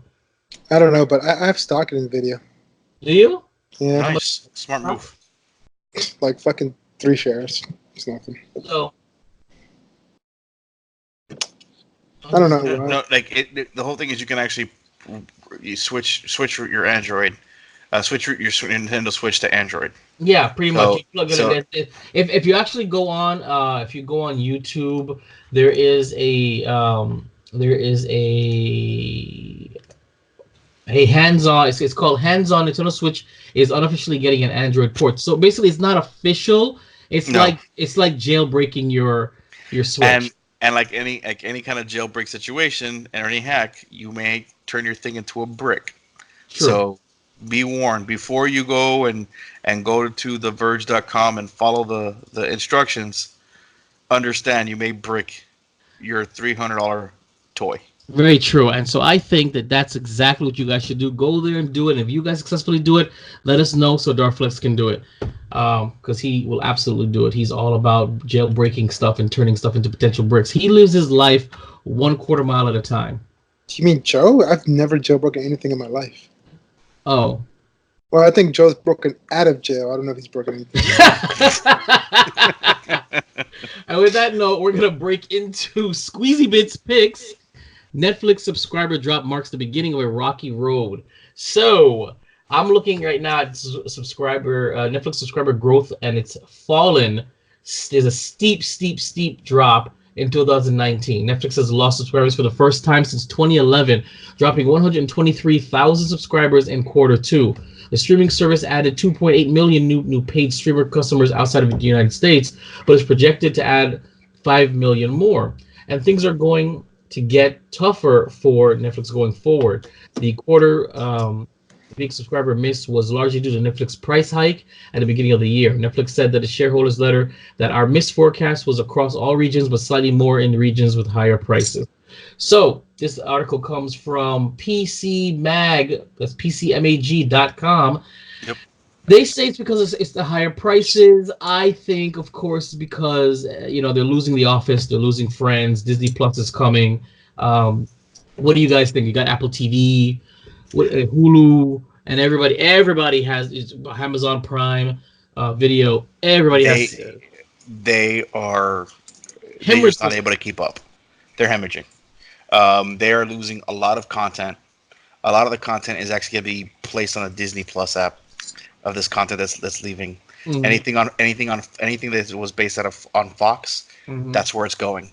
Yep. And now because they own the majority of Hulu as well, now they're talking about Disney Plus being an additional add-on to Hulu, which will drastically discount it and make it a lot more affordable. So it'll be for the price of Hulu and Disney Plus, you can get rid of Netflix. Yeah. Now they still have some great standalone shows and movies. No, but they see us. It's not gonna be enough. They're gonna have to either drop their price or they're gonna end up going. And I'm predicting this now. it's gonna drop, and then Disney's gonna buy them out. They're gonna be not correction. They're gonna buy them out. What's gonna end up happening is they're gonna become major. They're gonna become major holders in Netflix, become the majority of Netflix, and then create a Hulu, Netflix, Disney Plus bundle. I'll be the first one to say it out loud. Do you know who did that? The UFC. The UFC did that. They bought out Pride. They brought out K1 Kickboxing Invicta. Now on the UFC you can literally find like 60 other fighting promotions because they started slowly buying everything out. But they didn't turn it off. They didn't get rid of it. They didn't stop it. They just put it under the one big umbrella. Now here's the ultimate shit. So ESPN is now. So UFC is now on ESPN. Disney owns ESPN. That means Amanda Nunes is a Disney princess. In your logic, it works just fine, sir. Yeah. 5. Oh, I thought we were still talking about. No, that's it. I mean, what I can say is, and I've been saying this from get-go, Disney taking over everything. Don't we have like monopoly laws? Where are these monopoly laws that we used to have that keeps corporations from buying everything, from having a monopoly on everything? I'm not comfortable with Disney having all this power, and what you just predicted hurts me so much because I don't want to die and all we have is everything is owned by Disney. Listen, all I know is this. I'm sure if we watch a Simpsons episode in the last 6 months to a year, they predicted Netflix being bought up by Disney anyways. They predicted everything else. So, Matt Groening, shout out for the time traveler. Yeah. Well, it's weird because they have a picture of Donald Trump waving on an escalator and exactly he did the exact same thing. So you wonder, is it predictive programming or is it really seeing into the future? I think it's predictive programming. But that's okay. So you mean having Fox Studios, a Disney corporation, written nice and small, 10 years before it was in the talks? It's called predictive programming. The master heads of the Illuminati and all those other people, they know the plan. Blah blah. They know the plan, Garbanzo. Michael Jackson. And hold on now, these psychopaths, which is true. 1% of the population are inherently psychopaths, and there's studies that psychopaths not only do they congregate together, but they tend to rise in power because they are manipulative. They're able to control us underlings. So is it possible that they have all these things planned out? And it's called Duper's Delight. You know when sometimes you lie to somebody, you kind of get a little grin on your face? It's called Duper's Delight. These psychopaths like to sprinkle in their plans to tease us. Oh, look, you fools, you're laughing at that joke, but that's actually coming true in like 20 years. So I'm just saying, open your mind, Garbanzo, to the fact that maybe we're all puppets on strings. Yeah. Like in sync. Or Matt Groening is actually a time traveler, which is about as feasible as anything else you said, so it all works out. I'm just saying that either they have fantastic foresight into the future, which doesn't make any sense, or they have an end. They know there's a plan, and for you to think that there's no plan existing for the world, I think that's quite naive. Nothing happens by chance except for like those random things, but world events, that's all that's predestined. I'm just saying. Or not predestined, pre-planned by those in power. And I don't think that's crazy to say. I think it's actually the most realistic thing to think of, that there are people that are pulling strings and they're making things happen because they want to make things happen. It's all part of their grand plan that we are too stupid to know about. But we're gonna move on from that right on to Open Mic. Open Mic. There we go. I get a little delay, but you guys eventually get to it. Falcon and the Winter Soldier reveals Zemo's mask. Now, Helmut Zemo actually in the MCU is a far cry of what Zemo looks like. The villain Zemo in the comic books, he actually wears this like purple scarf and like a little crown, and they didn't do that.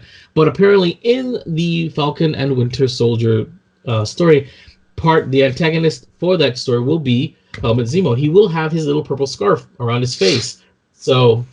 Zemo in Marvel Studios' Captain America: Civil War is set to reprise his role in Disney Plus series, which is officially announced at Comic-Con during Hall H. Zemo's where is it? Those in attendance got to see him wear his comic book accurate mask. But the photo of the mask was on the Instagram account. I guess it's gone now. So No. It's still there. It's just the second photo. Oh, okay. It's pretty bad. It's bad. It's real blurry though. Yeah. Exactly. Anything. So now this article comes from CBR.com. So I liked Zemo's character in Civil War. I did, and I was hoping they'd do something with his character because remember at the end of it, he's like, the guy, was it Ross, the guy who's in Black Panther as well? He's like, how do you feel to have your plans fall apart? And he goes, did they really? So I was hoping they were going somewhere else with that. So I'm curious, are you guys at all interested, excited? No. You don't care about Helmut Zemo? Hey, look, all I know is Sokovia. Look, all I can say is this: we get a new villain. Yes, I'm happy, and hopefully it's nice and fleshed out and lasts along with their Crossbones. Crossbones, yeah, it's true. They could have done so much. They could have done so much with Crossbones. I think Crossbones could have been should have been Captain America's like nemesis, like they should have done with Red Skull. But I guess they used him as they have to blow him up to get that scene to start Civil War. I don't know if it was necessary. Yeah. Well, no, it's not that scene, but they could have done it another way. They could have, but they didn't, and I was really upset about that. Well, we're gonna move on to Deadpool creator discusses the possibility of Deadpool 3. Now, this article comes from news.yahoo.com. Deadpool's creator has good news for fans. The third movie looks like it's definitely still happening. He responded to cornered moviegoers who were worried about the franchise after the Disney-Fox merger. However, the writing is out to the fans. It will totally happen, and he says soon. This isn't the first time that he has reassured fans about Deadpool, saying earlier this year, "Nothing like deadlines to clear your head. Let me be clear, Deadpool 3 will happen, some form, some fashion." So it's happening. It's still going to be under Disney, whatever. It's still going to be fine. So we R-rated. They said when we purchased, he said if it's not broken, don't fix. So Bob Iger basically said if it's not broken, don't fix. And Kevin Feige actually said the same thing. If nothing wrong with it, they're not gonna mess with it. So Deadpool 3 is gonna happen, which segues into I don't have that one up. Why don't I have that one up? I thought I had it. Where is it? Oh, there it is. Ryan Reynolds. This article from CBR.com. Ryan Reynolds enters phase 5 of his Deadpool conspiracy theory. So although Marvel Studios panel Comic-Con International San Diego didn't give any indications of Wade Wilson's Deadpool will be making his Marvel Cinematic Universe debut, Ryan Reynolds, who plays the character for Fox, has now dropped a tongue-in-cheek joke about Phase 5. Reynolds posted on his Instagram featuring various real-life celebrities associated with him and the characters from the franchise. They're yearn connecting them to a specific theory. So basically he has like some kind of like web string thing that shows it all connects everywhere. I know that what's his name? Hugh Jackman is on it.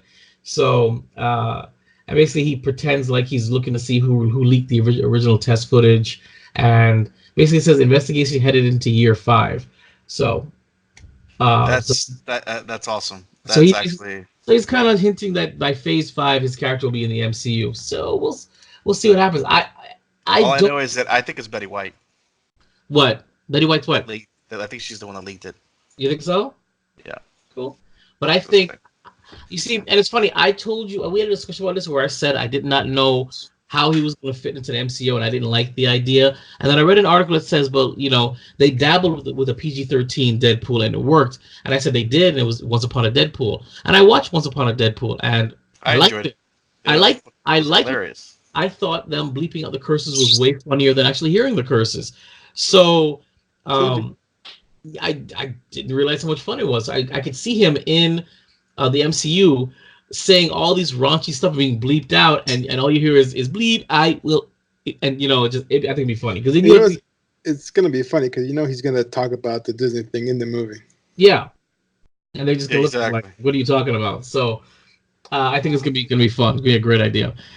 We're going to move on to Amazon's Lord of the Rings series has cast its first actor. This article comes from yahoo.com/entertainment.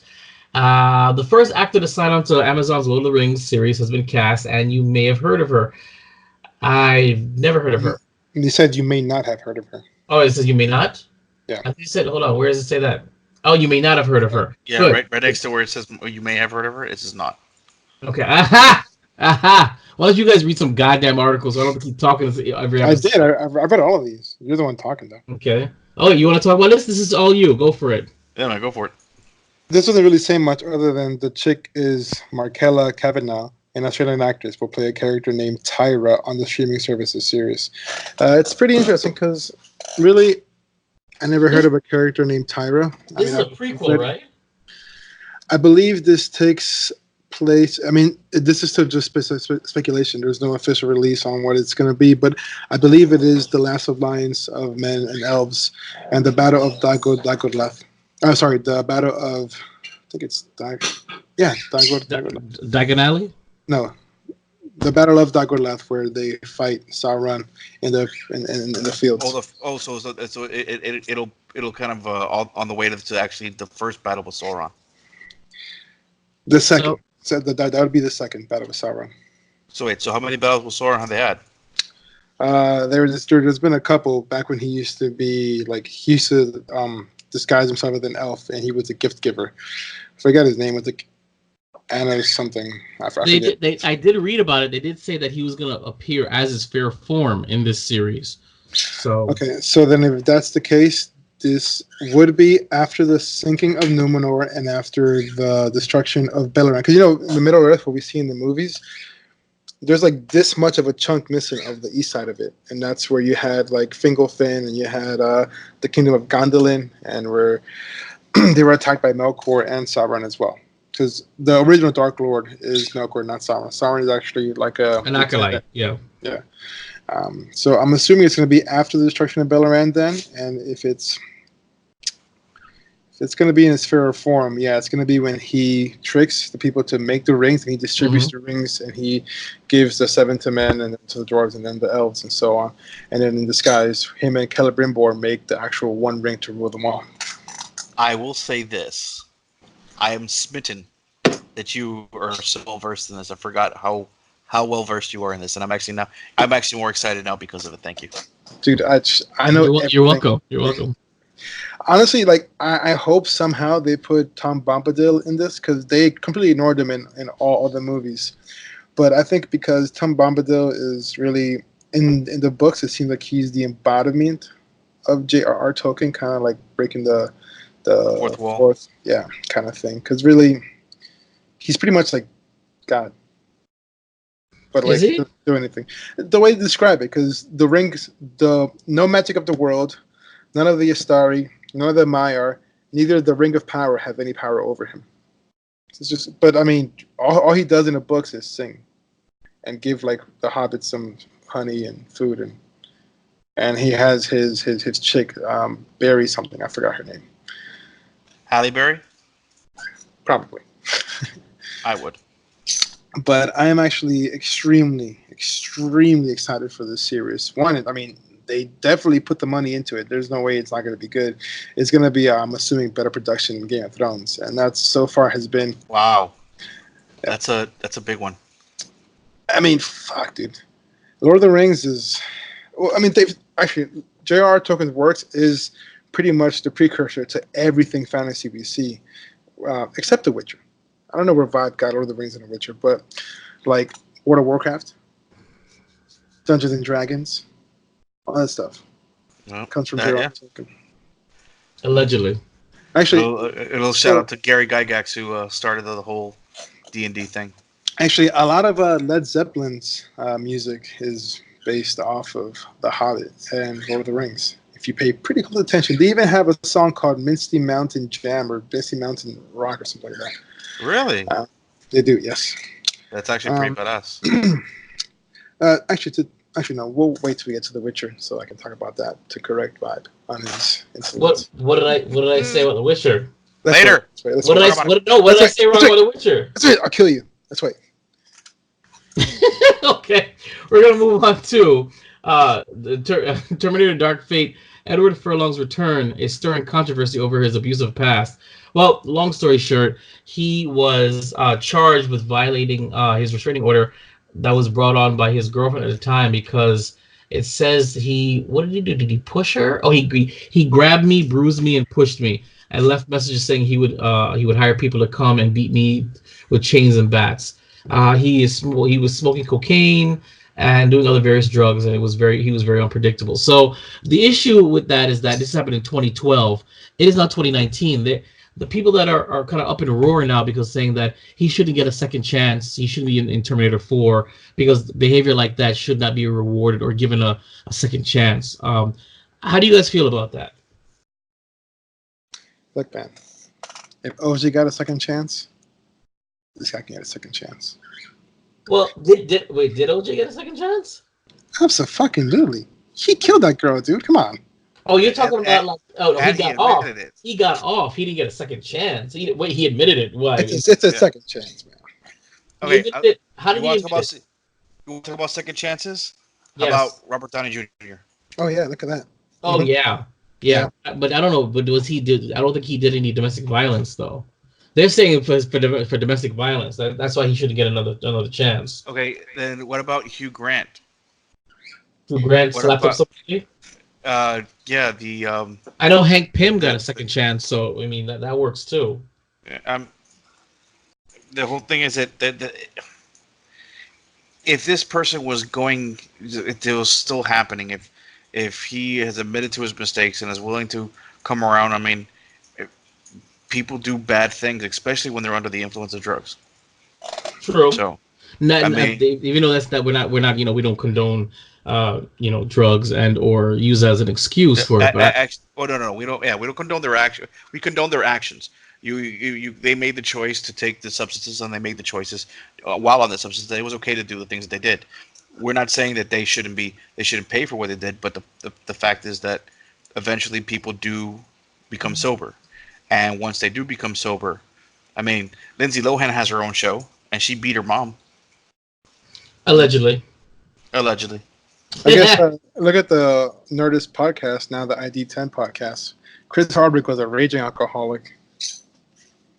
So basically, everybody gets second chances, and the fact that this happened in 2012, we're talking about 7 years ago, and he hasn't done anything since. That let him have his cameo in Terminator 4. That's basically what we're trying to say. I personally think that we should give him a chance. Yeah, I mean, look, listen. If we can give Jason Statham a second chance after killing fucking goddamn Han, we can give this guy a second chance.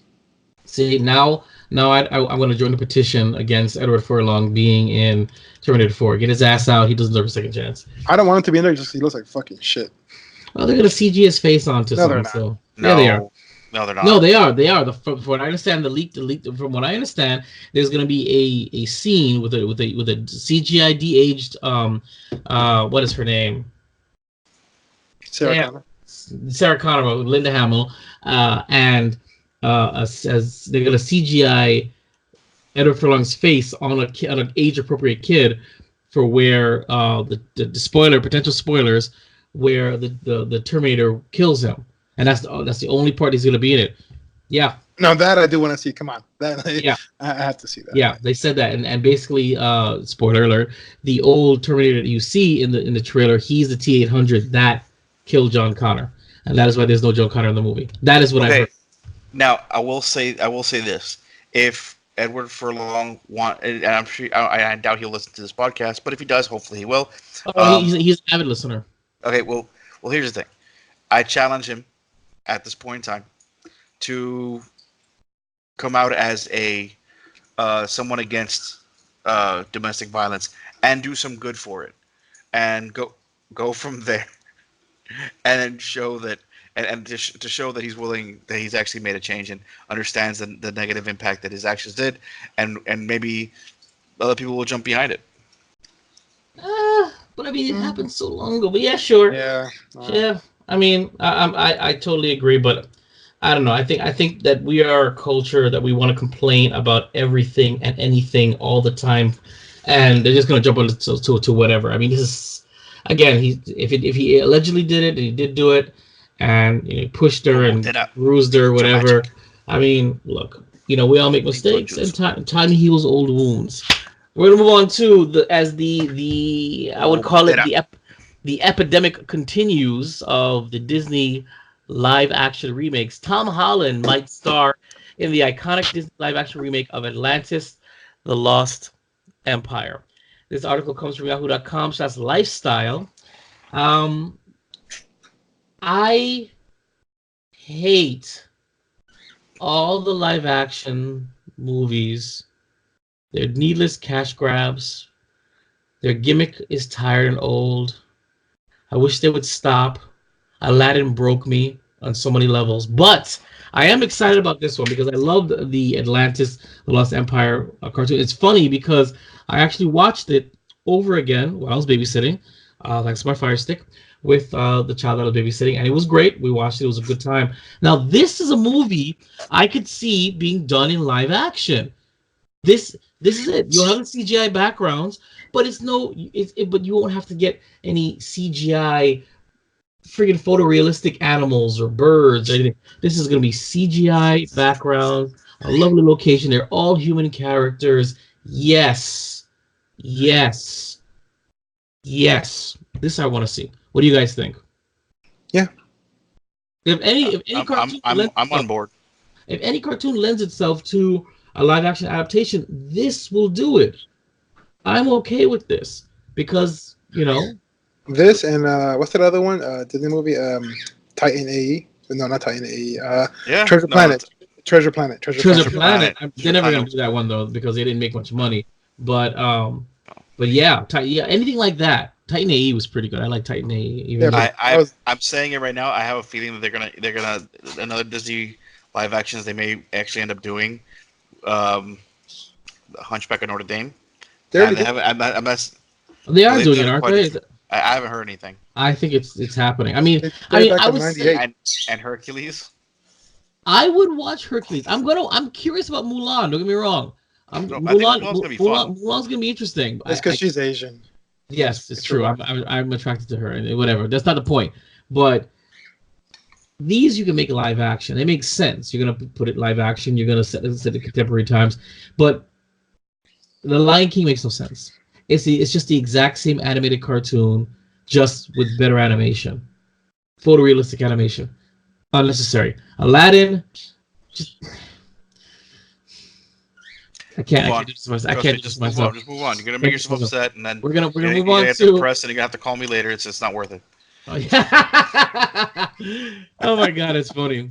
Yes. All right, so House of X is a brand new era for the X-Men. Now, I want one of you guys to cover this one. Knock yourselves out. You guys got the comic book stuff, right? Who's gonna do this for me? I'll jump on this one. Thanks, Garbanzo. So the X-Men have had a rough go in recent years, both on the big screen and on the page. Mm-hmm. But while we'll have to wait to see how the franchise renewed under Marvel Studios management, their comic book rebirth is happening right now.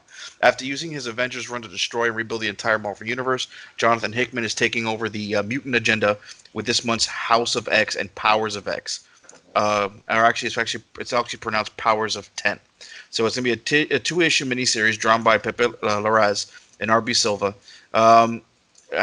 House of X is number 1 is out today, and this article came out just a few days ago. So it is actually out at your local comic book shop. So if you're interested, go check it out. Which will start to dig into the secret past, present, and future of mutant kind. Once both of those bi-weekly shipping books are finished, the entire line will be relaunched with 6 new ongoing series starting in October and November. There's so much meat on the bones here. For them to go back and kind of revisit what where the mutants come from. And now, especially because they mentioned Apocalypse. That's the first mutant. Now they're talking about the Inhumans. They've talked about the Inhumans and the Terrigen gas, and also they're bringing in the Eternals, which are supposed to be like basically how everything all started. I think that's what they're building towards, and it'll be kind of interesting to see if they actually do a kind of how they did with the Star Wars universe or Star Wars timeline or canon, where they actually do the same thing with Marvel, and it's going to be a lot harder for them. But I definitely think it's plausible as long as they do they keep the Earth 616 timeline as the MCU timeline, and then kind of branch out the other ones for all the what ifs and things like that. So, so at least right now at the surface, it seems like the reality of love, whether familiar, platonic, romantic, or otherwise, is punishable offense in referencing for humans against humanity. So, I am really kind of excited about this. So let's see which X-Men's they bring back, which X-Men's they kill off, and where they go from there. And apparently, I know it says after another part of the article to talk about Jean Grey, where she was technically after being dead for 15 years, Jean finally returns to the mortal world in 2018's Phoenix Resurrection. They're taking a page out of the DC's Green Lantern Rebirth kind of way of just bringing someone back little by little. So we'll see how everything goes, and I'm looking forward to it. How about you, gentlemen? Are you guys thinking about picking up some new books? I'm not a comic book guy, so I mean, if it's an audiobook, I'm all game. So if you give me an audio comic, I'm all about it. What if you can get a digital copy? See, it's the same thing though. It's like the only comic I've read since Vader Down, which is years ago, or whatever I got 2 years ago from Star Wars Celebration. The only comic is Invasion from WrestleTopia, so I can review it, and I of course I enjoy it. But like, I would never wake up and say I want to pick up a comic. I really want to, find the oomph to read the Darth Vader comics from Marvel, but I'll never do it. Just like I'll never read a book, but you give me an audiobook and I'm good to go because I can walk around with it. For those who don't have a local comic book shop where they can get to right away and they're still interested in checking it out, jump on the Marvel Comics app, and you can see first thing that pops up right at the very top, Powers of X. So I'm looking forward to it. I'm definitely going to check it out. It's literally the same price as you would at the store. So the only thing is you're not getting the actual physical copy. I prefer the physical copy, but I'll have a local comic book shop to go. I agree. I like physical copies too, whether it's comic books or video games. Just that though. Yeah, and they also have and they also have some great classic comics, including Infinity Gauntlet, Infinity War. So just go ahead and check those out. I highly recommend checking out the app as well if you're interested in more comics. Also, the DC Unlimited is also you can, if you want to catch up on some DC comics or actually know how wrong the movies are. Feel free to read the comic books. How wrong the movies are. Them's fighting words there, homie. You gotta calm that down, son. Listen. Tell me, what do we have to They're the ones that did it. I'm only reporting on it. Understood. All right, we're gonna move on to Stranger Things season 4 could run into a problem with Winona Ryder. Did you steal something again? This article comes from BGR.com. Stranger Things is easily one of the most popular shows on Netflix. Blah blah blah blah. Season 4 is confirmed to start filming soon, and Netflix plans to release it as soon as next year. The fight against the scary creatures from the Upside Down is clearly not over, especially since the way season 3 ended.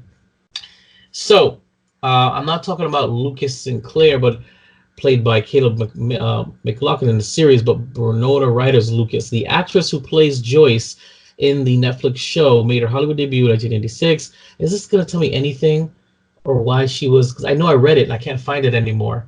So what happened on the... Oh, okay. So she got her acting started in 1986. So what they're trying to say is that Winona Ryder started working around that time. She got her big debut. So they said in Beetlejuice in 1988 and Edward Scissorhands in 1990. And as they're getting closer and closer to the late 80s and early 90s, how if they're going to reference these movies, how are the kids going to reconcile the difference between the actress who plays their mother and how she looks so much like the young lady that's on their favorite geek culture movies. That's what they're trying to say. It's the same way Ocean's 11 did with Julia Roberts. What do you mean? Well, George Clooney's girlfriend, played by Julia Roberts, pretends to be Julia Roberts. They can do it. The only thing is, it's not a big deal. They may try to make it a bigger deal than it has to be, but it's just move forward and go for it. That's it. Well, got it. You're right. Own it.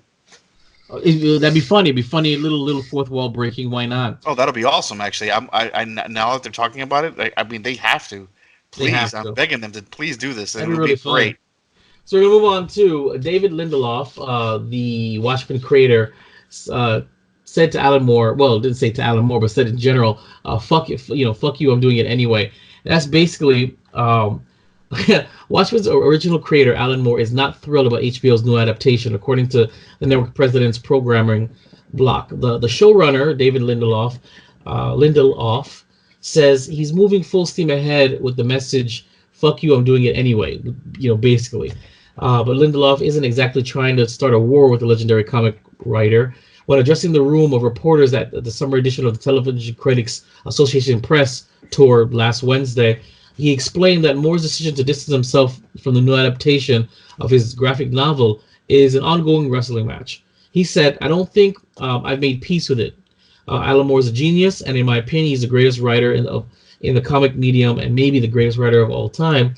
I don't know about all that. He's made it very clear that he doesn't want Jack Kirby. That's all I gotta say. He's made it very clear he doesn't want to have any association or affiliation with the Watchmen ongoing, and he's basically said do not use his name to make people watch it, and they want to respect that. Basically, the Watchmen story, we covered it a little bit last week. It follows the books. It's a sequel to the actual graphic novels, as opposed to the movie that came out, which I like the movie.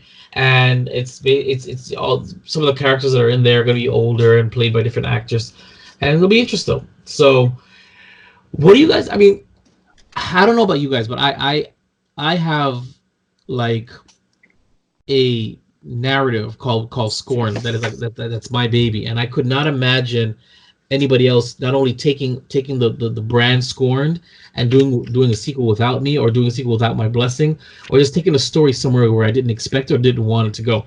I wrote three, in conjunction with a sibling, wrote 3 volumes to this, and it was only ever supposed to be a 3-act story.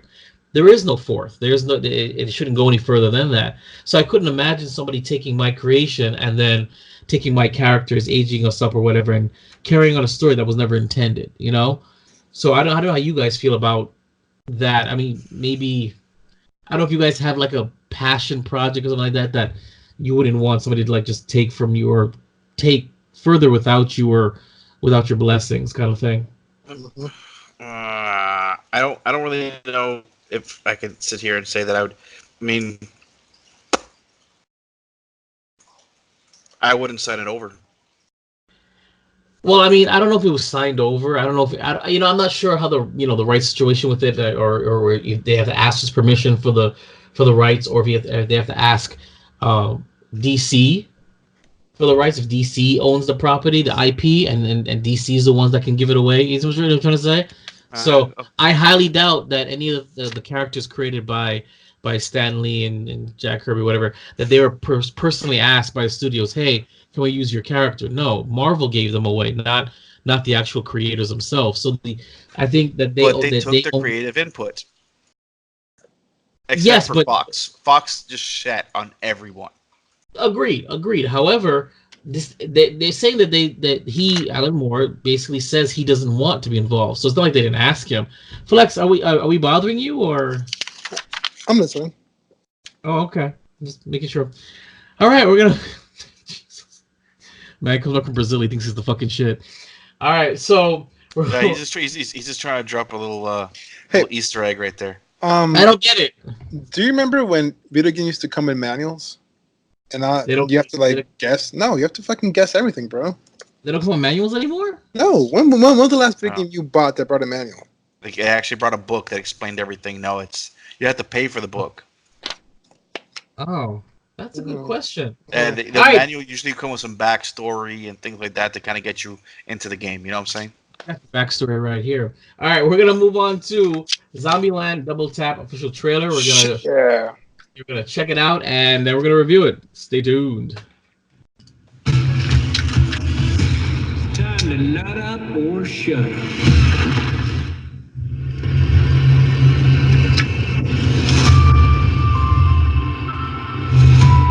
That's funny. All these actors that are in it, they all got either nominated or they won some kind of super award and they're back in this crap again. Woo! This is a fun Walking Dead. And they're at the White House. Oh, God. Hey, Possum, sorry, just you in that chair. I think I would have made a damn fine president. You would have brought a real dignity to the office. You're welcome, America.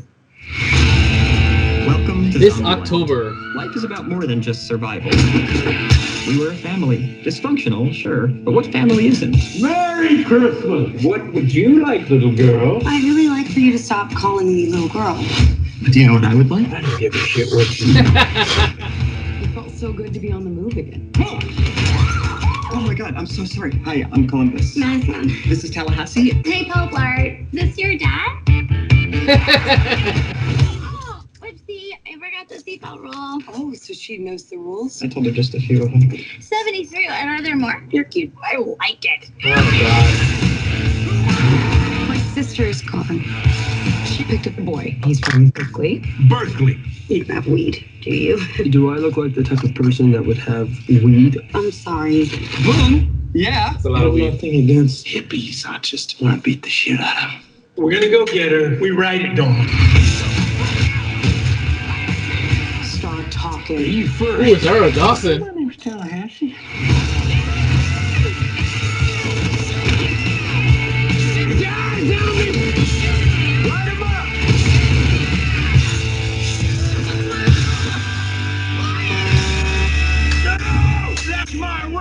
Oh, my apologies, little Elvis. Okay, is it me or does he kind of remind you of... I don't like you at all. I think you double parked. Or more perpendicular parked. Hope we didn't get a What ticket. is going on here? Hello, everyone. Am I listening? All right. So I absolutely want to see this movie. I love the first one. Yeah. I hope it's good. I hope so. There's very few I have a sequels- feeling it's gonna be great. There's very few sequels that are just as good as the original or even better. Very few. They took what, 10 years? Is it 10 years to do this? So basically, listen, the last franchise that took that long was Independence Day, and you saw what that turned out to be. So hopefully, I'm being real. Like, that's all you got after all those years. So, hopefully it looks good. Trailer looks good. Looks like a lot of fun. I really hope they're not gonna do what I think they're gonna do with those two characters, where the blonde girl that's in it now is gonna make the other one jealous. I don't want to see that. That's unnecessary. The girl that they introduced in the first movie was way too rough to be that kind of jealous type. She just probably knocked the girl out or tell the dude, look, stop looking at her. I hope they don't play that, but they look like that's where they're going with it. So, gents, are we gonna see this movie? Absolutely. Oh, this movie together in October. 100%. Okay, and we'll get you. We'll give you guys a review both on the podcast and as an original recipe web series. It's about time anyway, and we look forward to it. So if you're interested in seeing it, or you guys want to come see it with us, why not? Email us, geekbros@yahoo.com. The more the merrier. Or at the very least, if you want to send us your own reviews, we will play it on air, as we did with Squeezy Bits' little video, and we'll add it to our web series, the original recipe web series, because we are all inclusive. We're all about fan interaction. So I'm gonna do a quick Comic-Con follow-up. There is one topic that Darflex wants to talk about because apparently I didn't do it justice, and another topic that was requested by Mama Bean that I completely didn't see at all. And not only was I told it was there, I was sent links saying, yes, you did, you missed it. And that'll be Garbanzo. So, gentlemen, you're up. The Witcher, Darflex. Excellent. So, The Witcher, probably one of my favorite video games. The first one wasn't that good, but 2 and 3 were amazing. Why wasn't the first one good? Pretty simple. no titties. But the games themselves are great. Um, I know you said it gives you kind of a Lord of the Rings vibe, but The it's trailer did. I'm just, the trailer. the trailer definitely did. The show. It's not. It's actually very far from it. It's. I mean, there's elves, yeah, but like not elves as you see them in Lord of the Rings. There's monsters. It's really not like. It's tough. I mean, okay. So for those you don't know, my minor is folklore mythology. One of the big parts of my studies is Witchers, not necessarily the franchise The Witcher, but Witcher is, that's a folklore, that's a folktale, much older than anything J.R.R. Tolkien has ever created, right? So this is like old Celtic. Allegedly. Witchers are more like, I guess, druids, if you'd have to compare them to anything. Not druids as you see them in World of Warcraft, but druids like the actual religion druids. Like the Stonehenge? Are they from Druidia? No. They're mostly just they're like Gaelic. They're Celtic people. You can read a lot about them in the Mabinogion. If you don't know what that is, it's just really old folk tales from the Celtic peoples. But I think the show looks amazing. It's quite interesting. I'm not sure where it takes place. For sure, it doesn't take place before the first game. It might take place somewhere in between the second and third game, or the second game. The only reason why I'm not sure is because the character Ciri, the female who's playing her, is she the basis for iPhone Siri? No, Ciri with a C. I'm being excited. Never mind. Go ahead. Sorry. But she's quite older, so this leads me to believe that it might be somewhere closer towards the third game, which is the Wild Hunt. But also, you don't see a scar. You don't see a scar on Henry Cavill's face, so that's interesting. But it looks great, man. It looks.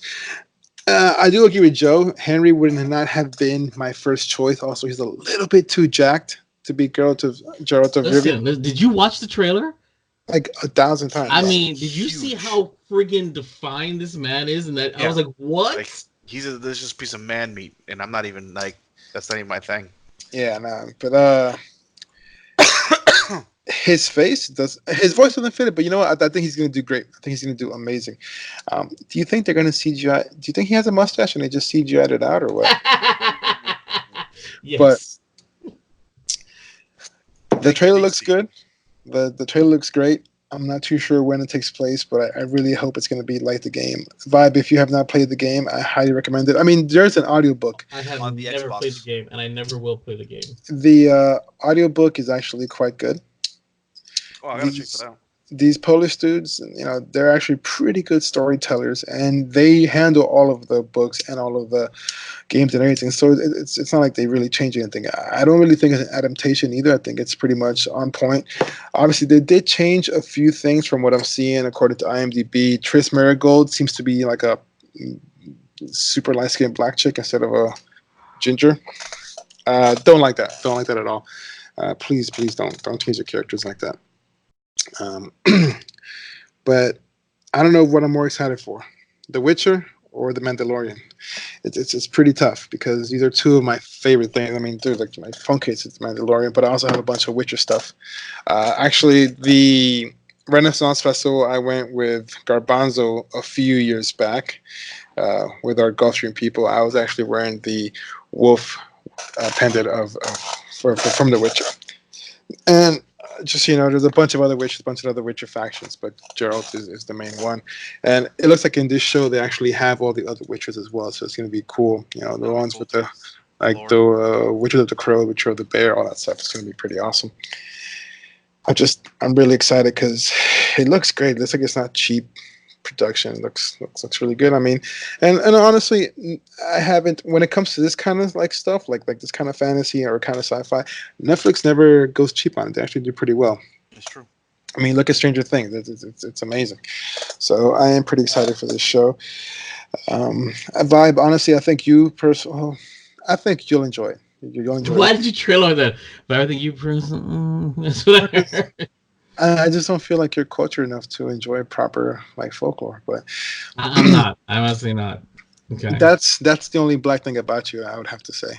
But it's gonna be good. You'll like it. If you like violence and titties, That's the same thing you're talking about Game of Thrones, and you see how that ended. So well, the last episode sucked, but everything else is just the violence. last season sucked. The last 2 seasons sucked, from what I understand. No, the just last the last season. one. Just the last season. Just the last season. I But heard in between, it's the gratuitous amount of titties and violence.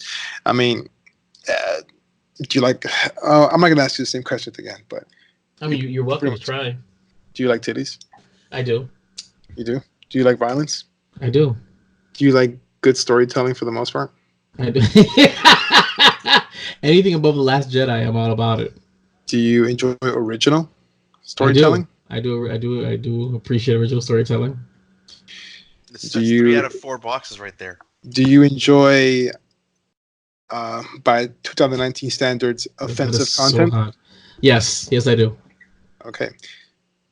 Are you gay? I am not. You're gonna love Game of Thrones. You're gonna love. Well, no, hold on, because gay dudes love Game of Thrones. True. But as Everybody a loves Game of traditional Thrones. toxic masculine man, you're not being gay. You're gonna love both these series: Game of Thrones, minus the last season, and then Witcher. Anything Witcher. Actually, Games, minus the books. last 2 episodes. Okay. I mean, I'll check it out. I mean, it is on my bucket list to watch, just so I can do like some massive Geek Bros version of the Geek Girls version of the Game of Thrones videos that you guys had done. That is a train wreck beyond train wreck. I should have never left you guys with that damn camera. That's Valid point. Valid point. No, I should have never left them drunk with my camera. That's all I can tell you. So because those specials are a train wreck to edit. Train wreck. Can't wait for you guys to see those too. Of course, on our Patreon, because those are lost episodes because they were from a while ago. All right, so Supernatural, the final season. Garbanzo, before we wrap up. I just want to give a little shout out to Mama Bean, because she's actually a huge fan, and we had talked about the day before we recorded. Oh my God! Don't forget to talk about Supernatural as their last season. They actually cried and all that. How much they love their fans, and I was like, "Yeah, I got you. Don't worry about it." And we were so wrapped up in everything that I. Why didn't you send it to me via text? I mean, I've asked you guys plenty of times. Send me your articles, and I will add it to our things. I'm already admitting that I forgot to mention it. You don't have to rub it in. Oh, I'm sorry. I'm just throwing that out there. I would love to talk less in these and read less in these podcasts, but you guys don't send me anything, and nobody's like, I want this. So, just saying. So the big thing was that for those who don't know, Supernatural is a show about 2 brothers who basically fight the forces of evil, and it's a family business. The show's been going on for 15 years, and now they're coming up to their final season. It's I have seen quite a few episodes, nowhere near as much as Mom, but or some other friends that I have. All the shows I've seen they're actually fantastic. The amount of memes and GIFs that Supernatural has created over the last 15 years are unsurmountable. They actually are, and they're fantastic. I've never seen any. They're pretty damn good, man. I can honestly tell you there is a meme for any response. You can think of anything. I mean, we can test it out later in the chat, and we can if you want to post it. Okay. So they got really emotional. They thanked the fans, and they ended up crying on stage. And it's just Jensen Ackles and Jared. I think it's Padalecki. Yeah. And then Misha Collins, who plays Castile. They have been part of this this movement, this show, shows people coming together and fighting against all odds to kind of to help each other. And spoiler alert, at one point in time, even one of the brothers loses his soul, and they fight to get his soul back from hell. And it was just an amazing, and just to show how much they actually love their fans. And one thing I wanted to bring up is actually they have this fantastic classic car. I believe it's a I think it's a 79 Pontiac, something like that. It's Is it the Pontiac? I think it's a 1967. It's a Chevy Impala, 67 Chevy Impala. It is hardtop. Yes. With a 502 cubic engine V8. Yes, I just Googled it just to make sure. Do you know about it. on IMDb it has its own cast credits? That's amazing. But they actually recreated the Demon Hunter. The actual with all the etchings and all they basically took all the weapons out, but they left they put everything else in as original show car, and they gave it away to a fan in Hall H. Wow. So, and I think the cast even signed it in the whole 9 yards. So it's just that for those who haven't seen Supernatural, check it out. It's a great show. 15 seasons. I mean, that's nuts. But listen, if you can roll through and watch 1,000 episodes of One Piece, you can watch 15 I've seasons. never seen. I've probably seen like One maybe. Piece? It's yayo. You prepare for One Piece. Something about the Grand Line. Yayo. It's a prepare for One Piece. Hey, it's a fantastic anime. Is DBZ Abridged still a thing? Yeah. They actually are taking a sabbatical. The Team 4-Star still is out there, but they haven't really been bringing out. They were supposed to end it with the Cell Saga, but there's rumors of them bringing out some other stuff. Interesting. All right, well, that's it for Keeping the Geek Bros, episode 73. You can check us out on Instagram. That's Geek Bros with a 0, GEKB or 0S. That's Twitter. That's Geek Bros with a 0 at yahoo.com. That's Facebook as well. Of course, you can listen to these fine gentlemen every Wednesday night at WeBeGeeksPC.com or watch us the following week at youtube.com/VibreF Studios. Before we go, gentlemen, shameless promotions. Go for it. All right. You guys can find me on Instagram at Darth_Flex. That's FLEXX. See some pretty cool training stuff on there, UFC stuff. You can also check me out on Instagram. Twitter at DarthFlex or DFP for DarthFlex Performance. And then for woodworking stuff, you can check me out on the Inebriated Craftsman on Instagram. Also, if you guys can help me out, let me know where I can sell Disney VHSs. Just talk to Joe. Joe Taro handles it for you. Unfortunately, our resident scumbag is not here, so I need all you other scumbags to reach out. True. Garbanzo. All right, geeks and geekettes. You can actually catch me on the Gram. Twitter, or actually check out my old YouTube. Some of the old YouTube videos at Bean, BEANTKE 278. Also, if you want to shoot out, send a little message to me on Garbanzo's Corner to see what I want to talk about. It's facebook.com/Garbanzo's Corner. And like I mentioned before, guys, my DMs are always open if you ever need any just an ear to talk to. So feel free. Always hit me up. All right, and I'm Vibe. You can check me out on Instagram, Twitter, Facebook, YouTube, and Instagram. I don't know if I said it twice. I'm not sure. That's VibreF Studios. It's VIBEREVSTUDIOS. The VibreFstudios.com website should be up. I've decided to just scrap the new template and just go back to what I was doing, so it's going to be up shortly. Turn that bad boy back on. It should be the great place to find all your Vibe Studios content, Geek Bros, and more. And so with that being said, geeking out still sounds this good. Keeping up with the Geek Bros.